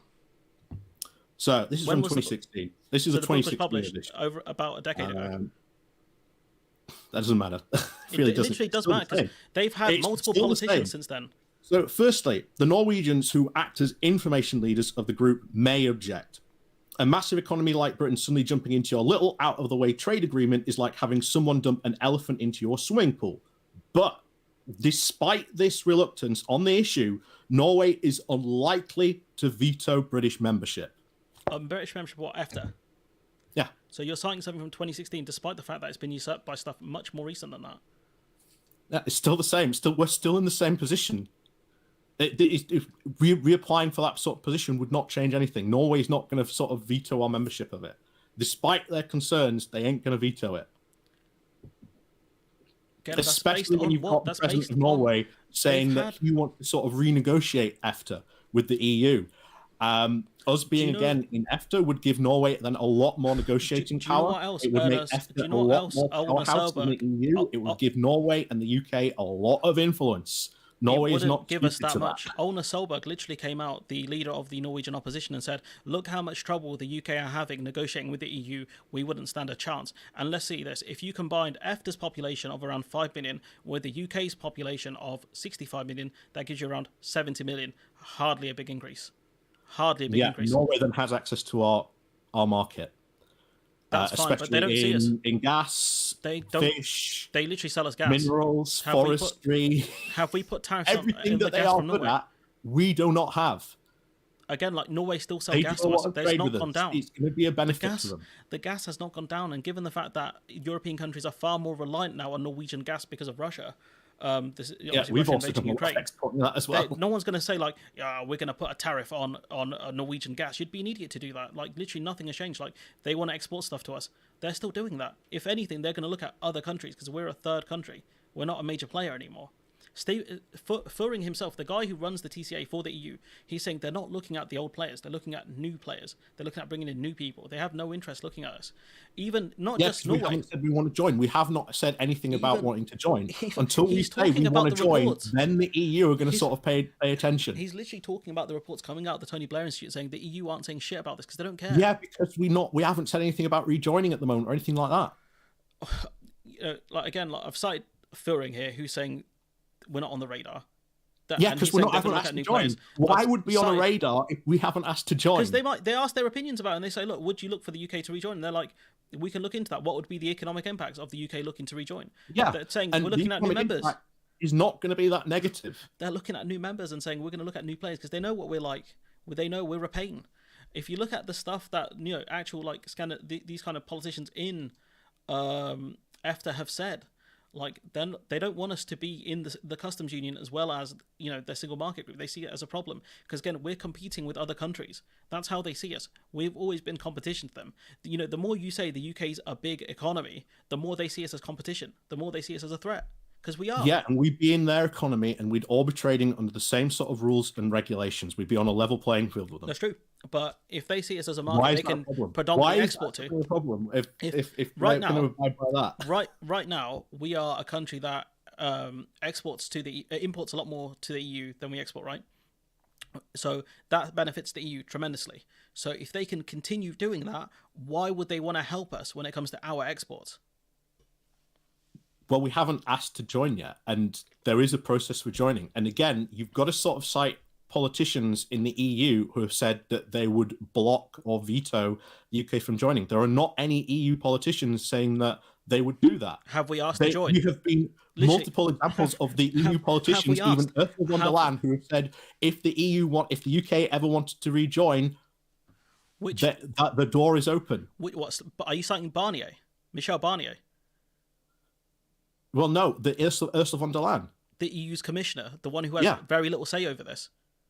Yeah, she's very influential. To say that she's got no say in this who decides? That's wrong. Who decides who joins the EU or not?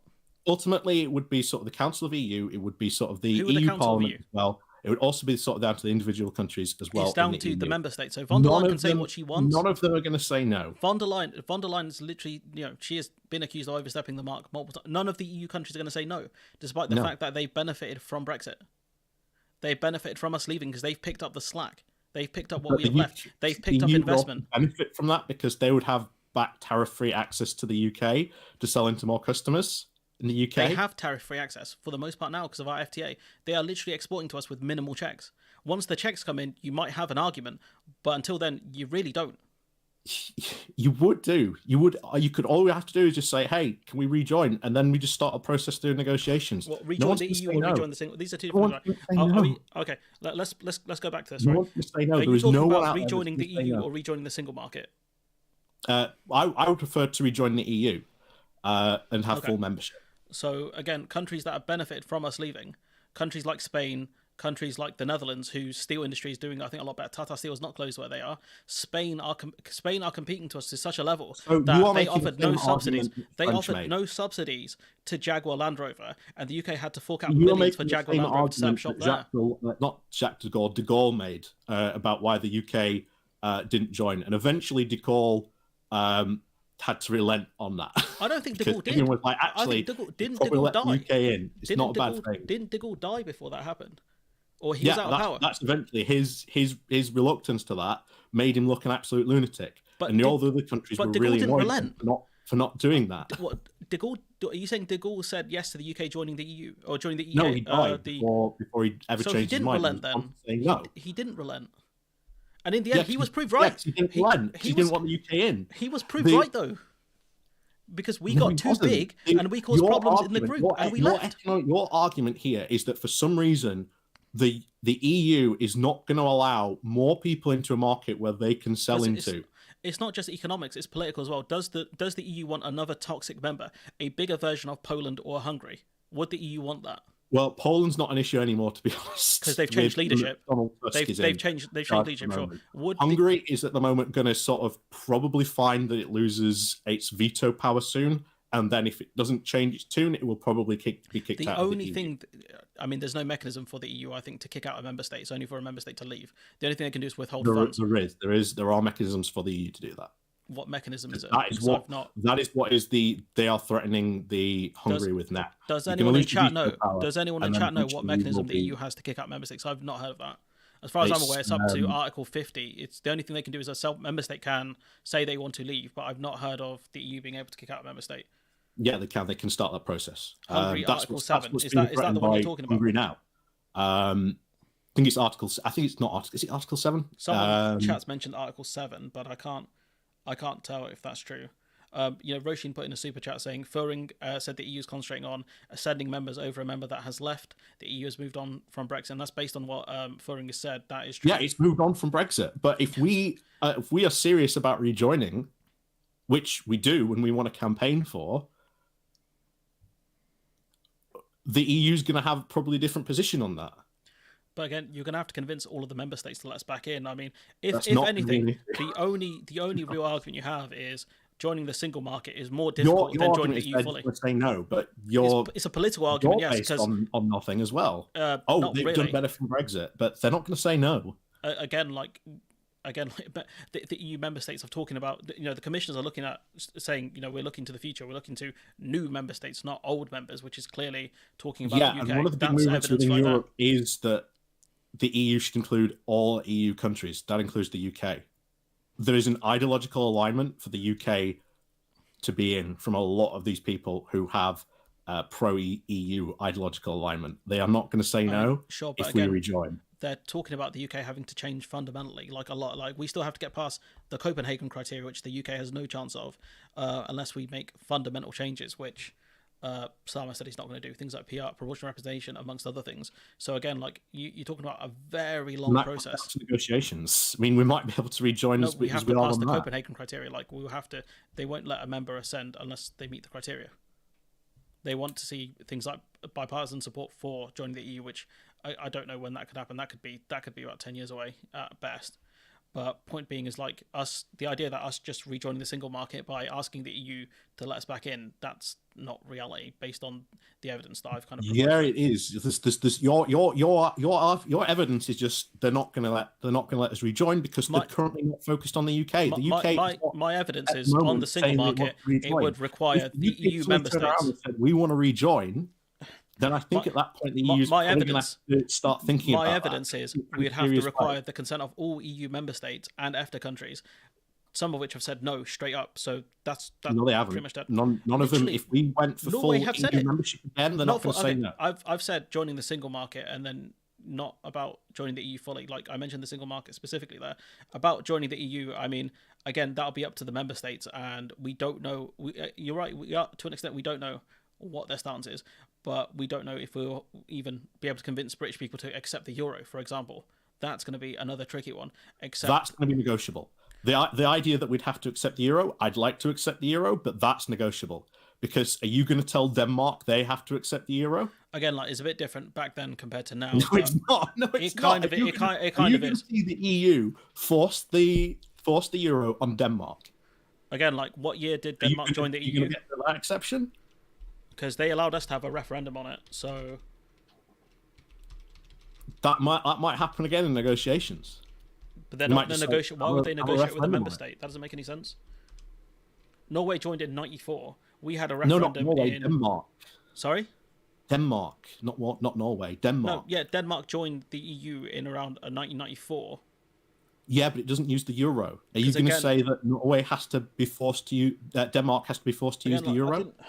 Norway's an existing member, so it doesn't make sense for them to try that. But I'm saying for a new member, which will be a new member, that's the point. Yeah, and that means there's room to negotiate. On the euro. So we're going to apply to join this group that predominantly uses the euro, and we're going to try and pretend we're a person who's not going to cause a lot of trouble. And here's the thing, and we're going to say fundamentally we're not going to accept your currency. It's not the biggest loss in the world if we lose the pound and we pick up the euro. But again, you're going to have to convince, like, that stuff, I think there are benefits if you listen to people like Stephanie Kelton on controlling your own currency, but again, you're going to have to convince the British public to accept the euro. And, as Roshan points out, like, Denmark is an EU member state. Like they're not going to be able to. They're not going to force it, and they're not going to be able to anyways, even if they wanted to. So again, like I was saying, for a new member state, which is the point. Yeah, and the UK negotiators are going to go, well, you're saying we have to accept the euro, but there's a couple of other EU countries that don't have the euro. Why do we have to accept it? And the EU can say, okay, we're taking our football and buy. Like again, like they're not just going to take the football home away from that. they literally can. So if they want to, they can, because again, we're the ones who benefit in a from it. negotiation state where there's lots of stuff going to be negotiated. They're not just going to take their bat and ball home over that. So again, like you're going to say we're not going to join the euro straight up. You're assuming a world where we've got proportional representation and the other changes we want. That's fine, but again, it's a bit of a British exceptionalist argument. But okay, whatever. We're not going to accept the euro. It's not a British exceptionalist argument. Reality. Are we going to? The EU and the UK are going to negotiate, and there's going to be exceptions. And you think they're going to relent on the euro, which is one of their biggest ones? Yeah, I think they might do. Okay. Apparently, another one is you have to keep your deficit below 3%, which would be a tough one. Yeah, again, don't think that's necessarily going to happen either. When there are again other EU countries that again, like this is for a new member applying. Like, this is for a new there are member. a lot of exceptions the EU sort of will insist to, but would probably say, well, actually. So our negotiations are going to go. We're not accepting the euro. Our deficit is not going to run below 3%. We might depends what happens when we come to negotiations. We might have proportional representation. Again, like if you're not going to give anything, if you're barely giving anything, what do we have to offer the EU then in that situation? So we will be fully sort of joining the EU. We will sort of be following their rules and regulations. We will be we already follow their rules and regulations for the most part, I think. Because if we're trade with them, we have to follow their rules. We'll be adding to sort of their security agreement because we have very sort of good security services. I mean, our army's fucked and our navy's fucked, so we won't be offering sort of realign with them on security agreements in sort of the I forget what the European I can't remember what it's called now, the European sort of security agency sort of database and profile. That's going to sort of be very good. There's a ton of stuff that the EU would sort of benefit from and get. So they have NATO. So, in terms of security agreements, do they want to deal with a country that our Navy ships literally crashed into each other the other day? I mean, that's not great. That's not an issue. I mean, our military and Navy have been hollowed out. That's not an issue for the EU. The EU is not a defensive alliance yet. So we're going to do a defense agreement with a country when our army and our Navy are pretty fucked. And the EU are looking at rearming. Like, that's something they're doing actively, and they've got procurement agreements with each other, and they're benefiting from that. Yeah, and the EU would probably benefit from that as well, because we probably buy a lot of weapons and equipment from the EU. But we can already buy weapons from them. Like, what difference does it make? We're already doing that. Yeah, and we could probably buy, and we'd probably be a better customer for them if we were inside the EU and customs union as well. And sort of a member from the EU. We'd also be a bigger competitor to their current sellers, though, because again, Britain does make a load of decent weapons. We'd also be a competitor for their domestic producers. It's not the biggest issue. Like, being competitors in certain areas is not really a big issue. So if you're a country in the EU like Italy, which I think Italy does produce a decent amount of weapons, and you're thinking, right, we let the UK back in, they're going to sell a lot more guns, and we're going to not be able to sell as many guns.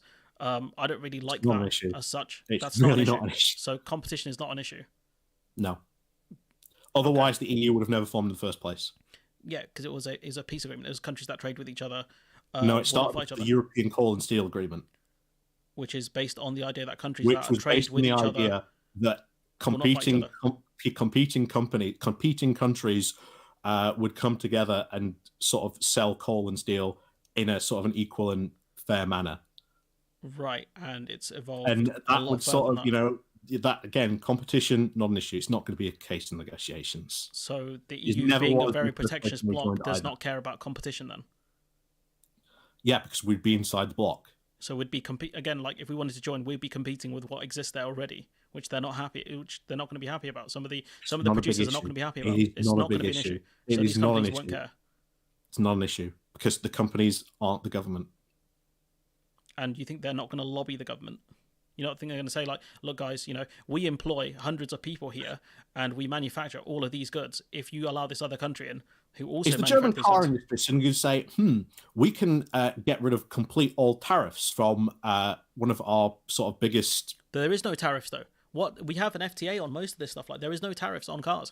There is one they were looking at putting in, but I don't know if the EU have delayed that one. Yeah, Someone and in you're chat looking can at have the to let me know. batteries, But again, electric cars coming in you know, soon as well. do you know they want to? They want to. Is the German car manufacturing go? Oh, that's actually quite a good place. But do you know what else they've said? Sell a lot of cars if we get rid of this. Do you know what else they've said? They want to protect the EU as an organisation. They're happy with where it is now. That's what they've said. The whole argument that Brexit has made is the German car industry won't have the UK being out of it. But they said, cool, see ya.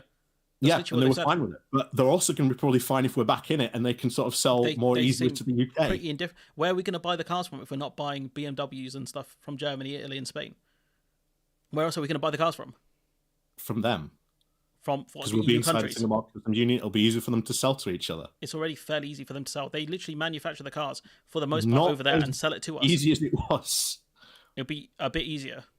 Like, I don't think this is an issue where they're going to go to bat and say, we desperately need the UK in the EU for this. Cost this is added. Sorry? Yeah, considering the amount of paperwork and cost this is added. Again, like a lot of these... It takes someone extra 2 hours to send carts or paperwork for car manufacturing. Do you know that? Is the car going to rot whilst it's on the way? That's a lot of manpower. That's a lot of cost suddenly. And who do you think someone pays the end cost? 2 hours of paperwork, that's a lot of time. Who pays the end cost? Can suddenly disappear like that once we're back in the single market customs union. Germany would go, hell yes, we've got a lot of cars to now sell. They've literally not said that though, because they don't care.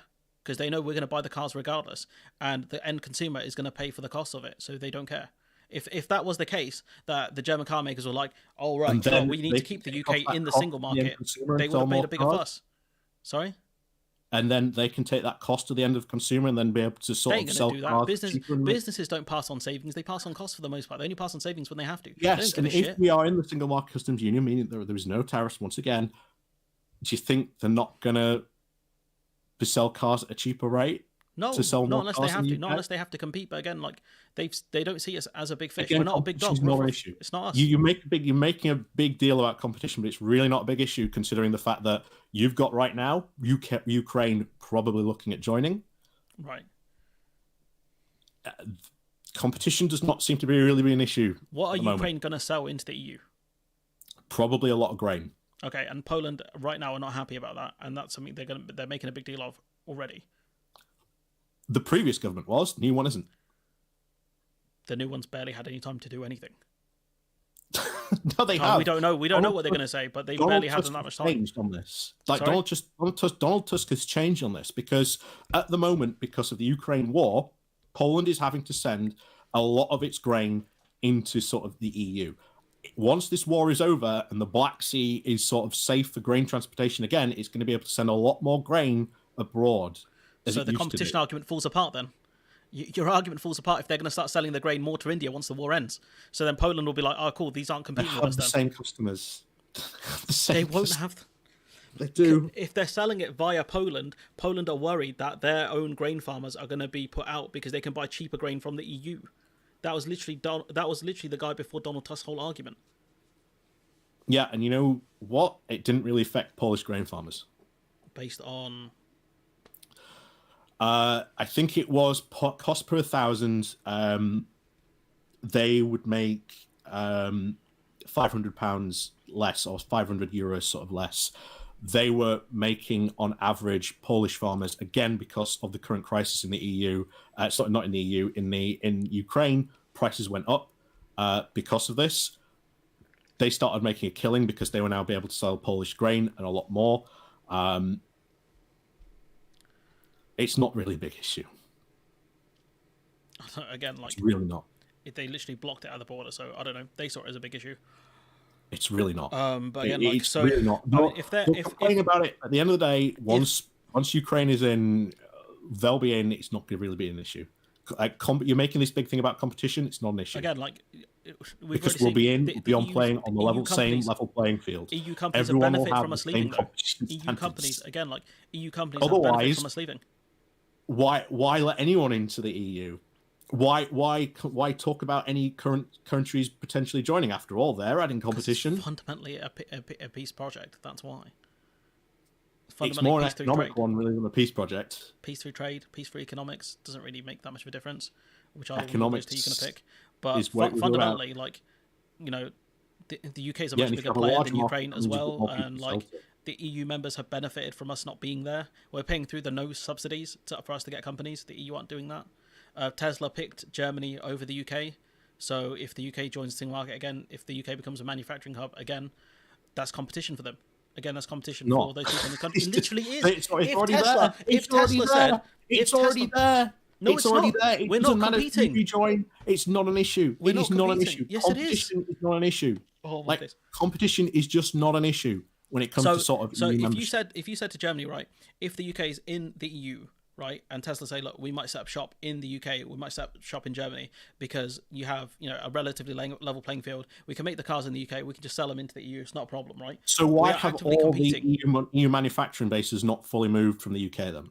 They are moving If very. competition matters so much, why have they all not gone running? Now there has been some movement, subsidies, but not every single company has gone for a running start. back to the EU.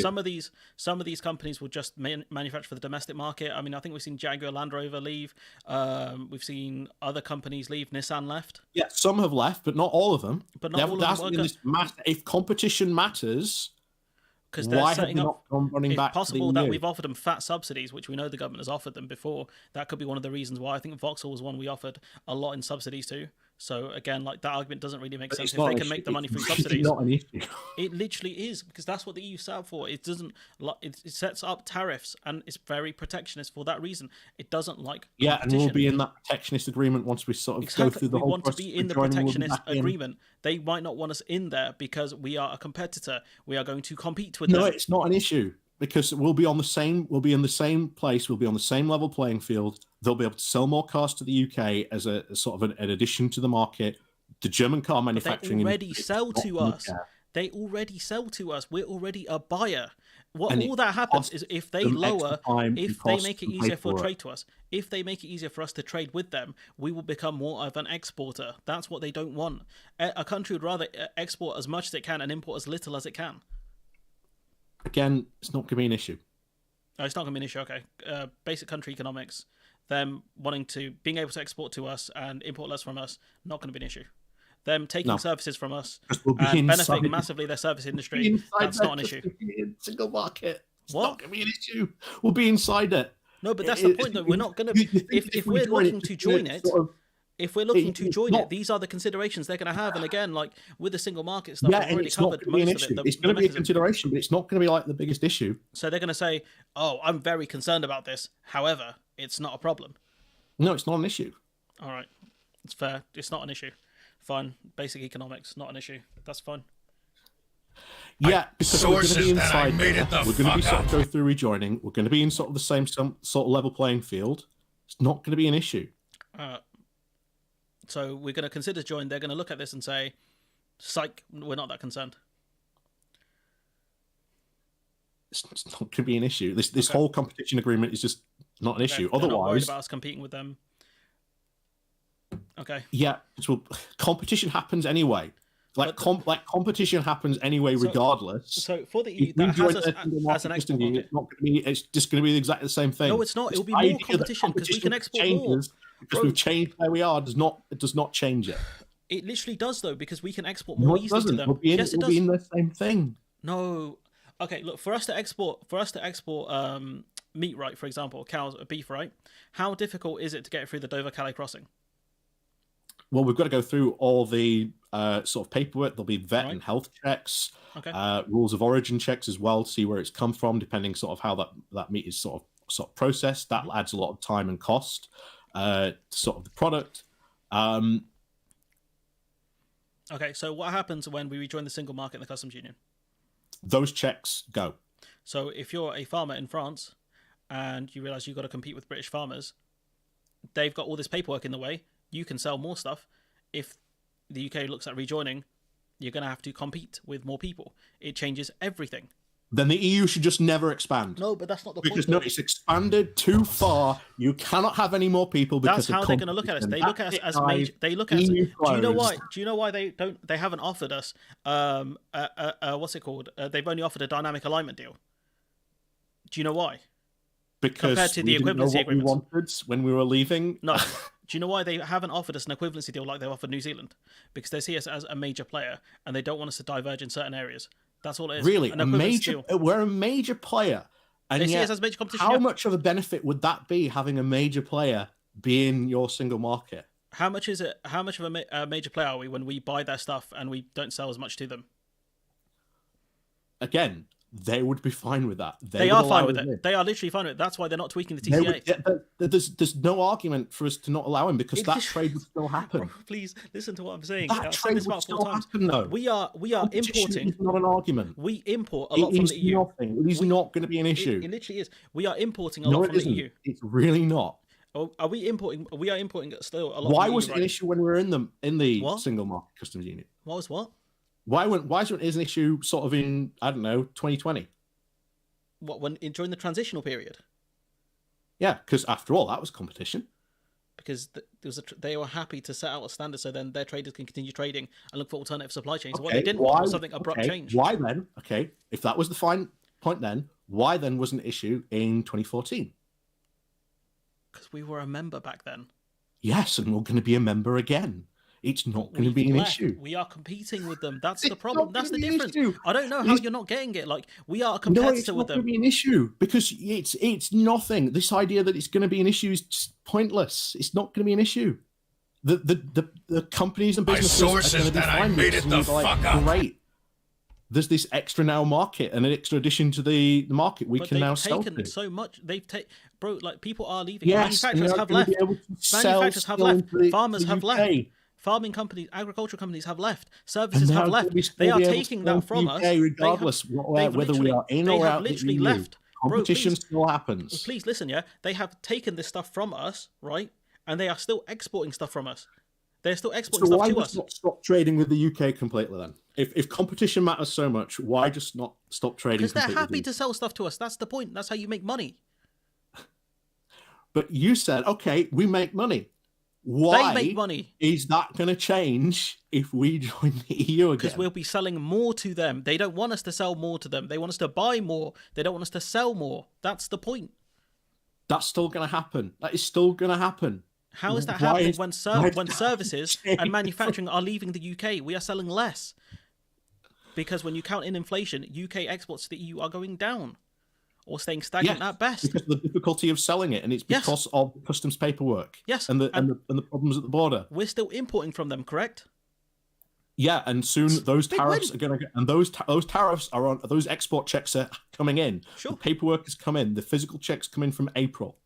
That's where you get something interesting.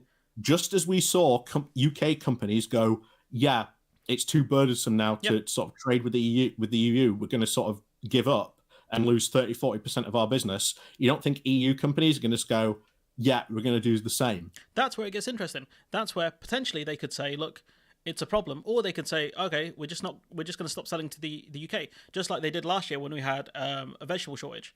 Peppers, tomatoes, all that stuff. They said, okay, we're not going to sell to the UK. We'll sell elsewhere. And that's what they did. That's why we had a pepper shortage. I know, because I was there.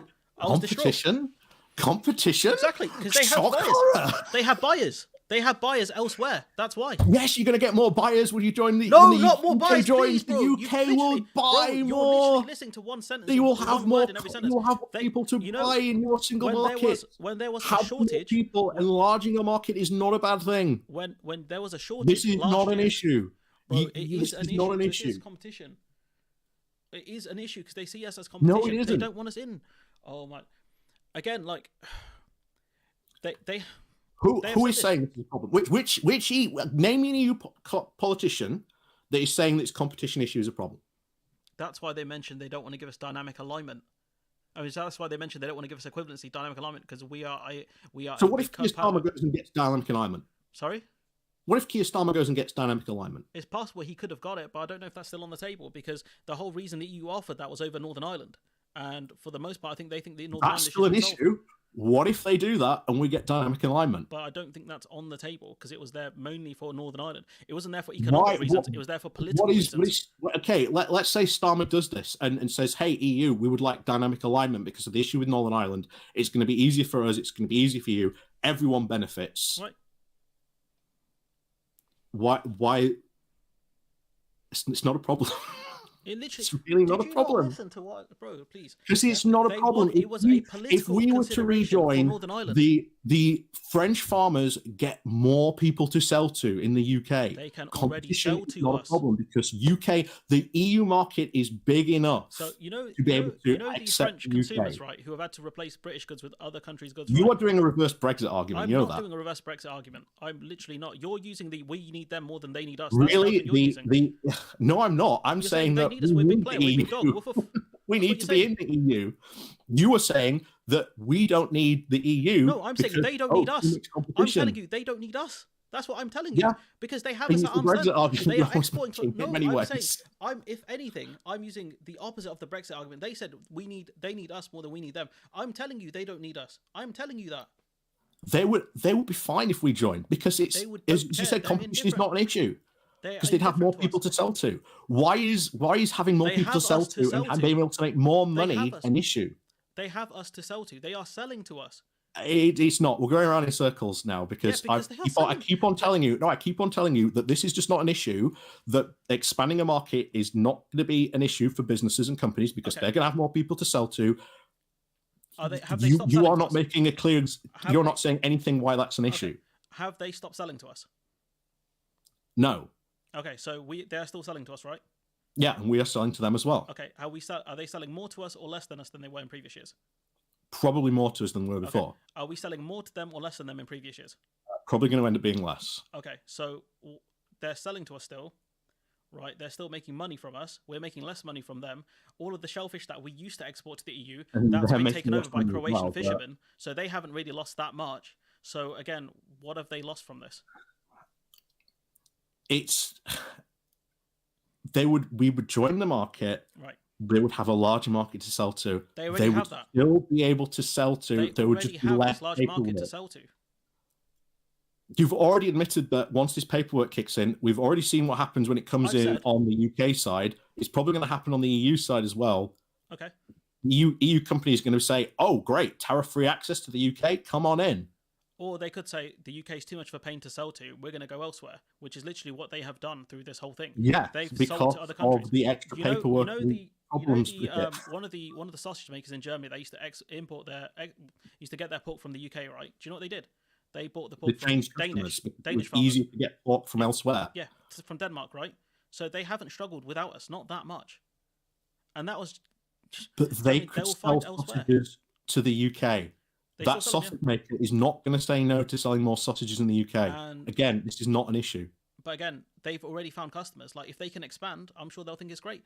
But they're going to be very indifferent to us joining because, again, they already sell stuff to us. And if it's the case that the UK is a lock-off market and it's not worth their time, they're going to say, fine, we'll look elsewhere. Because you know what? We've got a big market. Do you know who has a bigger one? The EU have a bigger market. Why is that an issue? Why is having more people to sell to with tariff-free access an issue?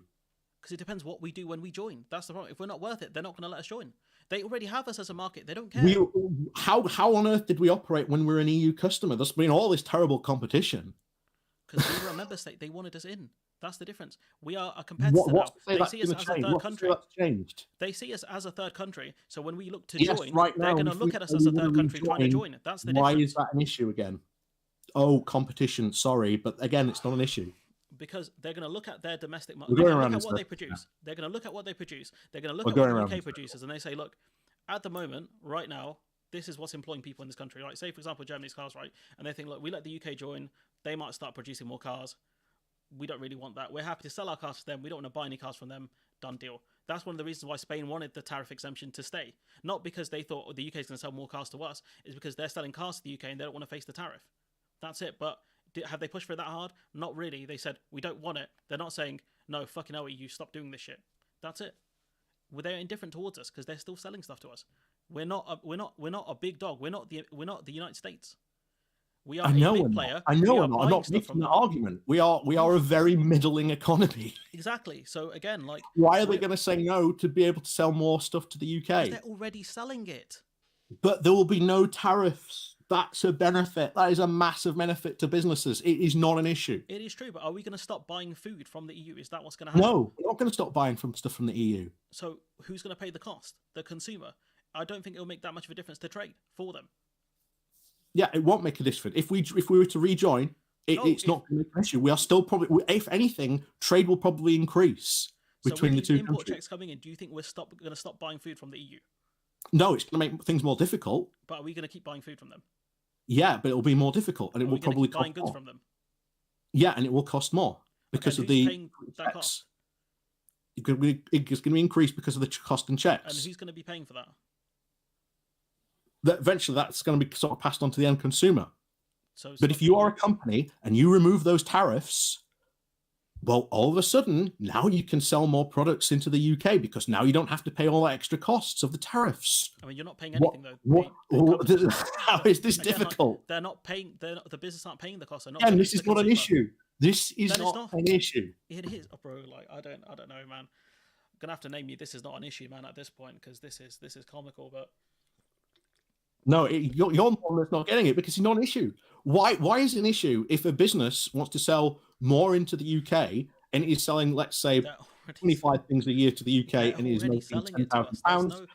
It's not going to make a ton of difference. If those tariff barriers are removed, that means that maybe those 25 things it sells go up because now it doesn't have to spend so much money into sort of the paperwork, the cost of the logistics that has increased because of that.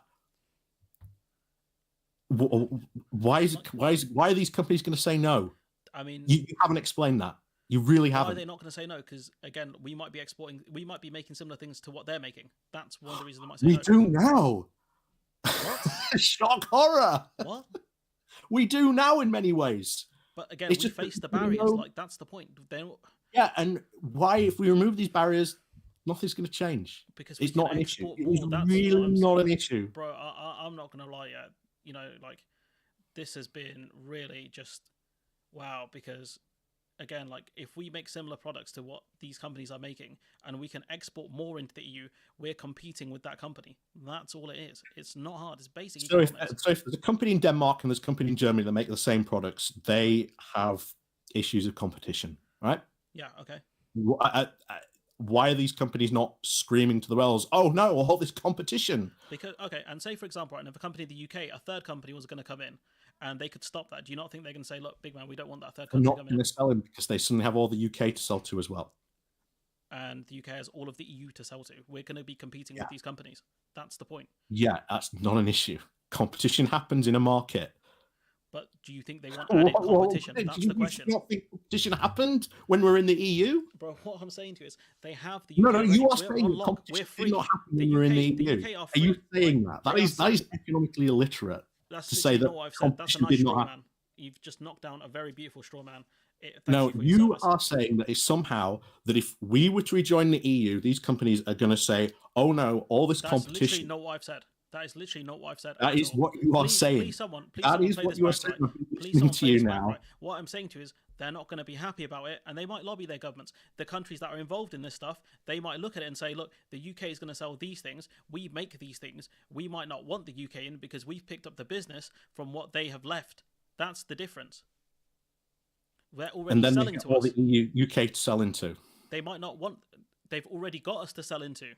Yes, but they've got the tariff barriers to cost, which increases their cost the to tariff UK barriers. Customers. Yeah. What tariff barriers? The cost of the paperwork, the cost of the additional red tape. Non-tariff barriers. Non-tariff barriers. Is that what you're saying? Non-tariff barriers. That's customs. Red tape is a tariff barrier. No, customs fees are not tariff barriers. They're non-tariff barriers. It's not yes, a tariff. They are. Customs fees are an absolute tariff barrier. Customs fees are a tariff barrier. Lord have mercy. These are non-tariff barriers because they're not a tariff. It's a barrier that's not a tariff. That was what businesses would count as. If they pay customs fees, that is a cost to them. That is a cost to the business. And that's a tariff barrier. Is that what you're saying? A barrier to them. So you're saying a 25% tariff is a tariff barrier, it's right? A barrier.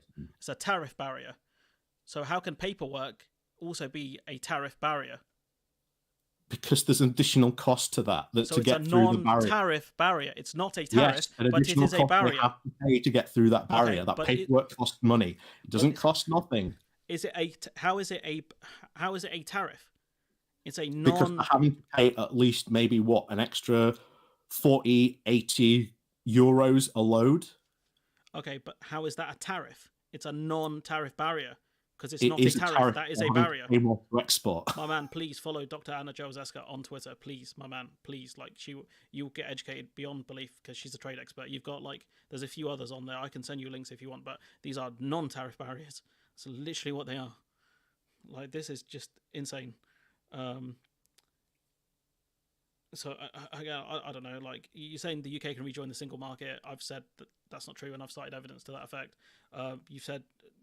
Well, no, you haven't. You haven't. I've said who's saying no. I've literally cited Who's countries. saying no? I've Who in the literally EU cited saying evidence no? to say countries You have tried haven't to said join the that. single You're market. just saying So they're not again, paying attention to us. Dr. If we Svendrup, said we Dr. wanted to Svendrup rejoin said, the EU, you don't think the EU would probably have to give that serious consideration if we said we wanted to join the EU? You don't think they'd have to say, "Oh, we have to sort of pay attention to the they UK could now"? say, pass the Copenhagen criteria, make the necessary political changes, and we can discuss. No, that would be negotiations. That would take place in the negotiations. So you're saying the Copenhagen criteria is negotiable?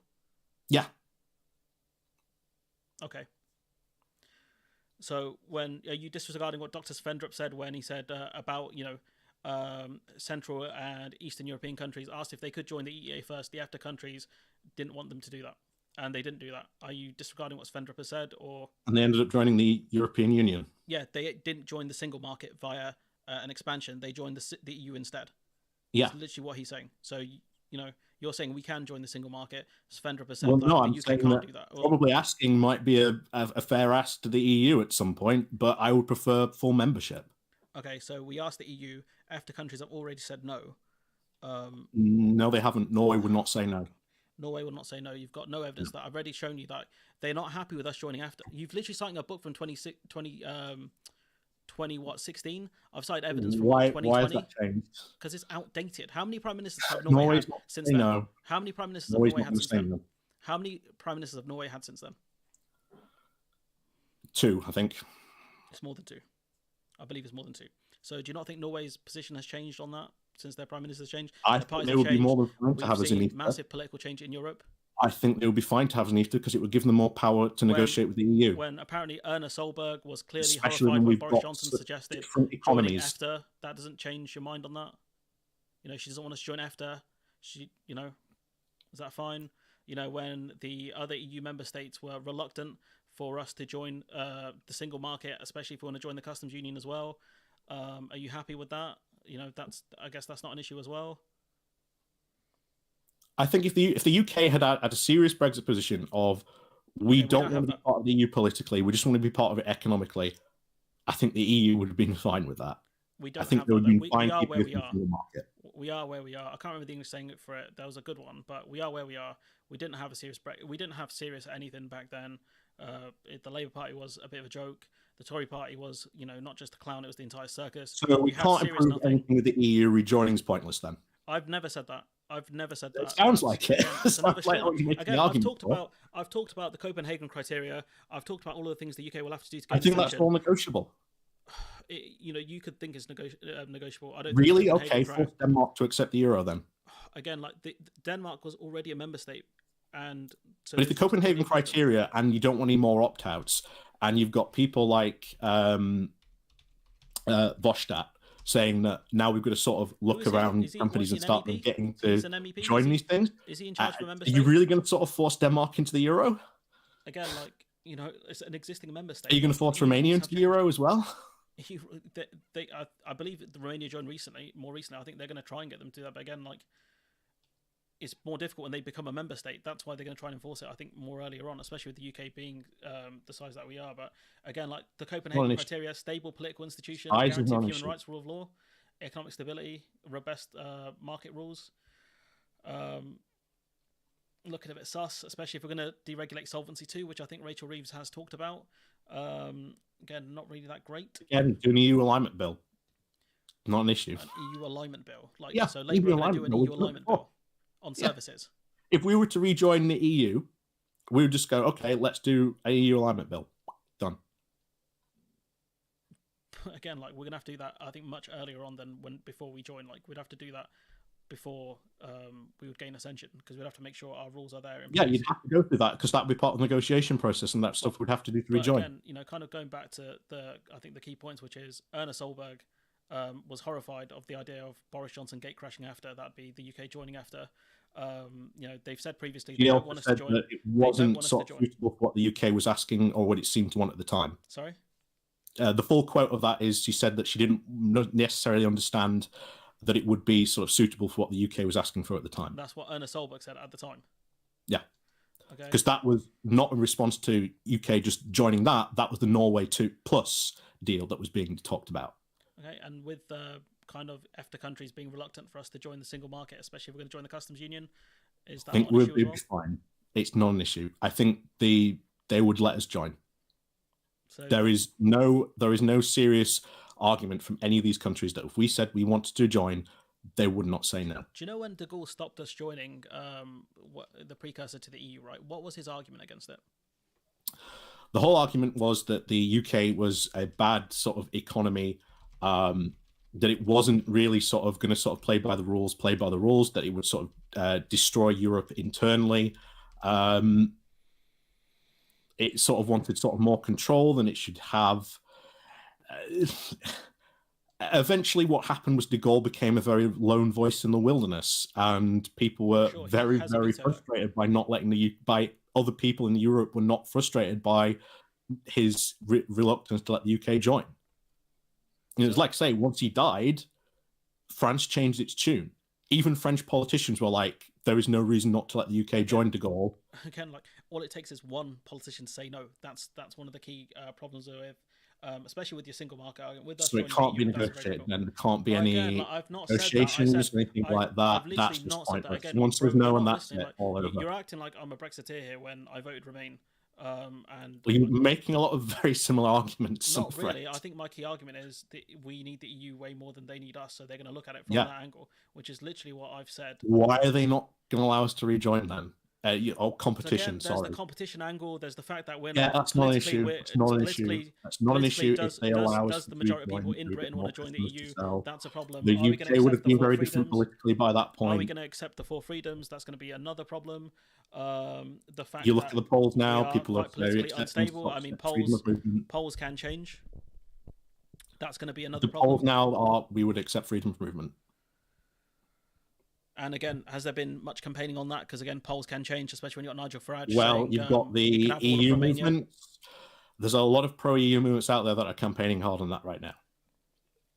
So you're saying what they're doing is pointless? No, I've never said campaigning is pointless. Look, this is, and I want to make it very clear. This is what you said to me. You asked me, what are my feats and achievements, right? And I said, I make YouTube videos. I'm happy with that. You said, my feats and achievements are, I'm campaigning, right? And I said, have you got PR? You said no, and then I said, okay, great feat and achievement, and then you've somehow flipped it as me saying campaigning is stupid. I want to make it very clear on the record. I think campaigning is good. Okay, good, fine. Good. I've literally said that, I think, about 4 times there, and I don't know, maybe because my mic is... You are being incredibly negative. I don't really see you putting forward solutions to these ideas. I'm being very realistic. I'm being very realistic in a lot of the analysis I've given here. I'm not sure. I don't think you are. I don't think you're relying on the fact that I don't think Norway would say no, because there's no evidence that they would say no. Again, because Norway has said no. Again, Erna Solberg didn't want us in. Norway would not say no. She was horrified. She was horrified at it. Yeah, and that was with regards to Norway Plus. So what do you think Norway Plus is? We're not putting forward Norway Plus. What is Norway Plus? Can you explain Norway Plus would essentially be joining, the UK would join the single market customs union, but it would also have another separate customs union to itself, so that it could do things and deals with like Canada. Okay. And so that was deemed impossible because you cannot be a member of 2 customs unions simultaneously. So right now, what the UK wants to, what you're saying is for the UK to join the single market and customs union, who is going to have the enforcement mechanism for that when if the UK breaks the rules or if there's any disputes? That will be the EU and the EU court that they have. Do you know who oversees disputes between the EU and the EFTA countries? That would be the EU court, I believe. It's the EFTA courts. They have to have their own court about enforcement and mechanisms and things like that. So again, there would have to be another kind of mechanism for that. Sorry? Because now that we've got to follow their rules and regulations in there, why are Norway going to say no? I think you're being very doomer and negative about it. Again, I've literally made this point before. They are exporting to us fine. They don't want to import more. That's the point. Countries generally want to export more and import less. Competition is not an issue. But as I said, competition is not an issue. Enlarging your market is not an issue. So, like, you think these If countries you are that a business and you can sell more to more people, are you going to not do that? if you're a business who has to Are you compete not going with to seek out more with customers? if you're a business that predominantly has to deal with certain goods and you allow a country in that manufactures those goods and they have And there multiple are exports 27 of those countries goods, doing you will exactly the have to same. compete with those goods.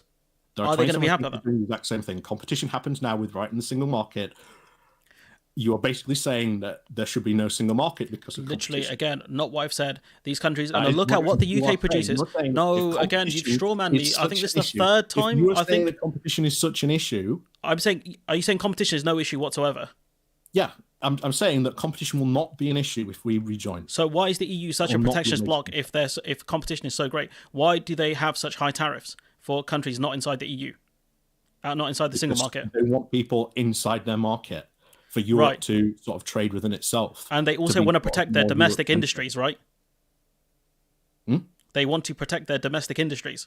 Yes. Okay, so what happens when you add And much we more would become a competition? domestic industry within the single market. Again, they're going to look at us as a third country. Look, I'm talking It's about not an the issue. process. It's really not an issue. Oh my! If we're looking at the process to join, right, and they're looking at us saying, "Look, this is what the UK strengths are, right? These are the things they export." Do you not think they're going to be like, okay, the UK exports these things, a lot of agricultural goods and whatever, right? We produce a lot of agricultural goods. We are now going to have to compete with those exporters. Produces a heck of a lot more agricultural goods than we do. Say again? The EU produces as a whole a lot agricultural goods than we do. Sure, and they're going to have to compete with what Is we that export. not competition within the internal market? Again, like, it's not. It's they're adding a third country in. This is the point. Like, they're adding an extra competitor in. They're going to have to look at the strengths of us as a competitor. That's the main point. That is not. And again, my key point being is that they have us as an export market. They don't want us to. They don't want us to export and at the moment, more. you've got the rules and checks coming in, which are going to act as obstacles and barriers. Again, that's the key question mark, because again, these EU companies can say the UK is not worth it for us to sell to. We will look elsewhere, which is what they've already been doing. They've already seen the UK as not being worth it to sell to. So they would not sell to the UK if we rejoin them. They probably will sell to us, but again, it's not on their radar. It's not that big a deal. They don't care. That's why if the UK rejoin, they might see us as competition, or they might not care. It's not an issue.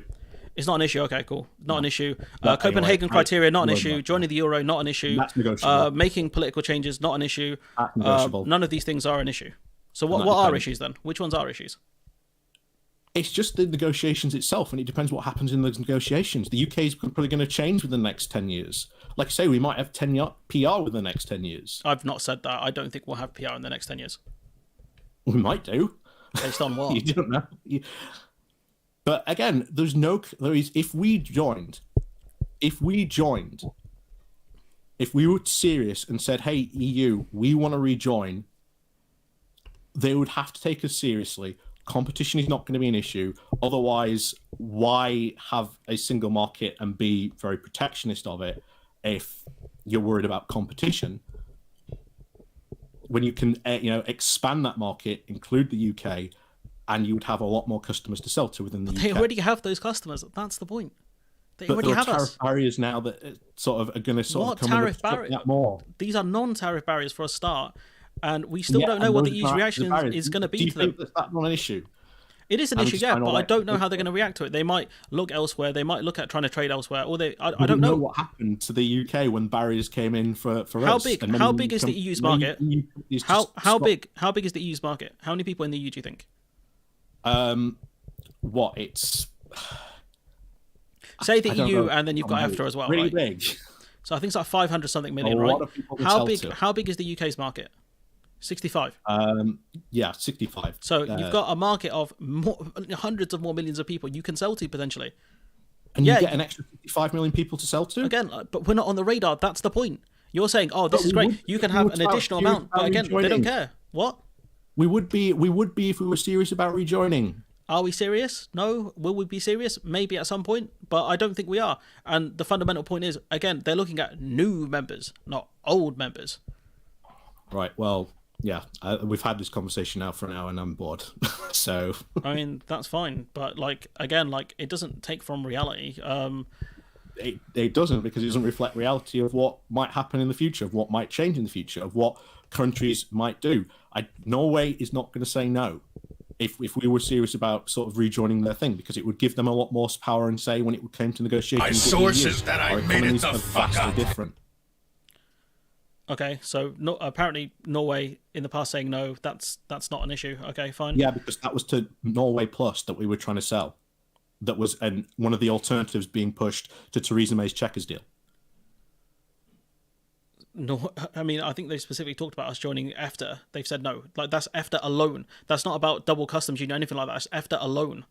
That's just the single market alone. That is not an issue. The whole idea again of Norway saying no, not an issue. And again, there is a lot of mutual like between the UK and Norway. That's fine. Countries, we like each other. Yeah, okay, that's fine. But yes, again, like it doesn't mean they're going to let us join EFTA and crash their market. Really? Why did Japan let us join the Pacific Partnership? Or the CPTPP? Yeah. Because they saw it as a good chance to export to us. That's why. Nope. Potentially increase exports. No, it's to say no to China. That's the only reason we are in the Pacific Partnership, to say no to China. Okay. So it's an extra vote to say no to China. Yep. Okay, cool. So that's not economically viable as an economic argument. There was other factors at play. If we were to rejoin, are you saying? Wait. Are you saying countries make more negotiating power when it came to negotiating the EU? Are you saying countries? Japan has made a decision based on politics, not economics? Is that what you just said? Wait. Hold on. Did you just say Japan added us to the CPTPP? Negotiations are going to happen. Did you just sorry? Did you just say Japan got us to join the CPTPP or allowed us in, right? Because of political reasons. Yep. You can't be serious, because of the fact that any of these EU countries can say no for political reasons. They can see it as playing well in the domestic markets. They might not like us in the EU. Certain countries. France could do it. France could do it and say, after all of the problems we caused with France over the last couple of years, France can say no, you're not going to join. The UK is for in a political vastly reasons. different position. It's a vastly different sort of government. How different are we going to be? EU, attitudes on the EU has changed. Do you know how much bad will we've caused within the EU? It's not a lot as you seem to think. It's pretty bad. It's not. It's pretty bad. Really not. It's pretty bad. It's really not. I talked we to almost a lot of started a people in fight. Europe. It's not. You talk to people. Yeah, I've been to the EU Parliament. I've talked. Like, you realise that we almost started a fight with France. Shadowing EMPs. What year was this? This was this year. This year, okay. And do you think when we almost started a fight with France over fish, do you think that fosters a lot of goodwill? No, but you're not talking about the future of when things would change and we'd be back in the EU. Do you think countries forget these things? Again, do you think countries have forgotten the actions that we've taken over Northern Ireland? How we almost plunged Northern Ireland into chaos? And they would be very happy to sort of let us rejoin, because that would make the situation in Northern Ireland a lot better. And we are a trustworthy country, apparently. And you don't think Ireland's going to want that as well? Potentially, yes. They've also taken a lot of services from us, and they benefited greatly from that. So it could be no. We've also boosted the chance of Irish reunification greatly. You also wouldn't be opposed to sort of selling more services into the EU, into sort of the UK, sorry? They can still sell services to us now. Literally, the only problem is services going the other way. It's not a cost. No, because we've given them. You know the EU traders. Again, we're rehashing the same argument. No, we're not. Because you're arguing services. Oh my god! There isn't a cost.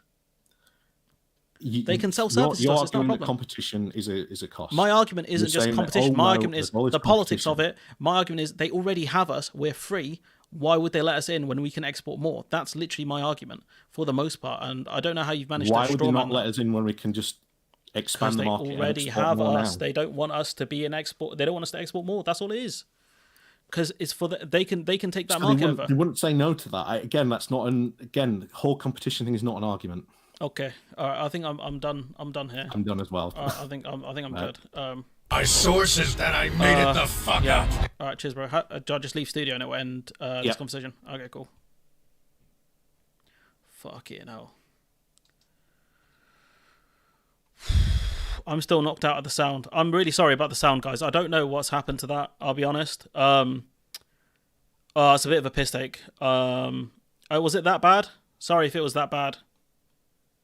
I could download it, put it on my channel, and just what do you call it? hit it with the thing. Guys, I don't know. I don't know, guys. I'm really sorry about that. I need I'm just, mic is low. Okay. Look, fucking hell, guys. I don't know what to say. I mean, goddamn.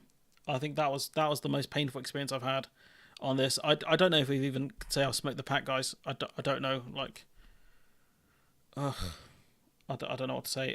Bear with me, guys. What I'll do for you guys is just bear with me 1 sec. I'm gonna hit share. Like, we're just gonna ask. Okay, 1 sec. What I'm gonna do is where's the invite link? Okay. What I'll do for you guys is this. This is the link to my Discord. That's a link to my Discord. If you guys want to talk for the next like 30 minutes or 40 minutes, click the link.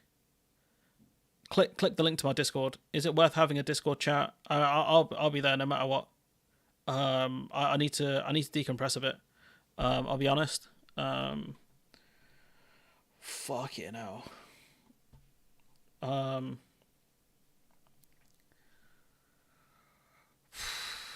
Fucking hell. I don't know what to say, man. I'm gonna get absolutely rinsed tomorrow on Labour Social. I am here for it. But yeah, I'll tell you what, guys. Give me 5 minutes. I'll jump in the Discord call. Whistler joined. Nice. Give me about 5 minutes, guys. Yeah, because I just need to get a drink and stuff like that. You want some Valium? Oh Jesus, mate. I need some. I don't even know. God damn. Pain is what I feel. Pain. That was just bad, guys. Maybe next time we'll get a moderator. I don't know. That was absolutely painful. That was... Oh, my days. He didn't know. He's still streaming. Fair enough. Some guy, Duke Vengeance, saying he's a hater. Let's see.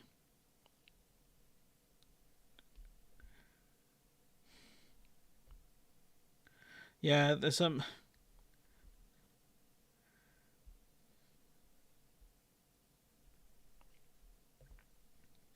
Yeah, I can see some... there's some haters in the chat, honestly, but what's it called? Give me 5 minutes, guys. Sorry, I don't know if I missed any super chats. I apologize for that. De Gaulle was right. Yeah, Roshin, you are right about that. Is a non-issue the Brexit means Brexit? I don't know if I missed any more. Thank you guys for everything. Like I said, my audience. You know, I don't care if he says all I do is sit at home and make YouTube videos. Like my audience means the world to me. This channel means the world to me. Like this is. This channel here, like this is my world, honestly, for the most part. This is my legacy. This is what I'll leave behind. And if he's gonna belittle that, then whatever. But yeah, you know, he's part of a movement to get PR. Where's his feats? What's his achievements? He ain't got zero. Honestly, so yeah, we'll leave it at that. Guys, I want to end the stream. A bit depressed because I think at least with Phil I made some headway. With this guy, I didn't make much. And you know, sometimes you want to go in. It's okay. Fuck, it's gonna be a joke at the channel now.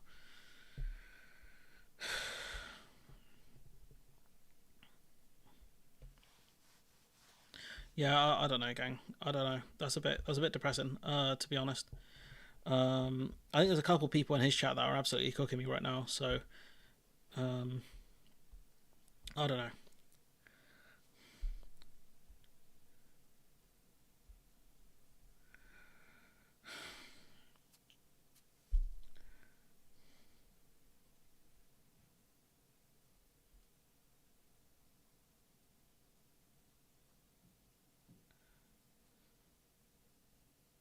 Yeah, I think I can't tell if this guy is. Yeah, all right, guys. Sorry, ignore this chat. This is to be expected. Sorry, I don't know if that's sarcasm, Paul. I'll be honest. Apologies for that. Like, I'm not that great at streaming. I'll be honest. I only live stream once a week. It's a bit difficult. Because I was trying to focus on the discussion rather than anything else. Yeah, being right doesn't mean much, honestly. Do you need to be a member? No, you don't. Nick is free. My Discord is free. There's some people who have joined. My Discord is free. I'll be there. Someone's already there. The coolest guy ever. He's already there. So no, I'm not being sarcastic. Yeah, sorry guys. I'm just a bit just saddened. I think a bit by that. All right, give me a few minutes. I'm just gonna sort something out, and I'll be on the chat. And in the words of Kylian Mbappe, I'll be there no matter what. I'll see you guys. I'll see you guys in a few minutes. All right. All right. Cool. All right. Bye. I will blame the Scots. Yes, I will blame them no matter what. In your Discord, what's the voice channel? General. Yeah. If you go on the Discord, if you scroll down a bit, depending on what device you're on, you'll see there's a general chat and like someone's already there. Yeah. Just go for it. Honestly. I'll catch you guys next. I'll catch you guys on Saturday. All right. Bye bye.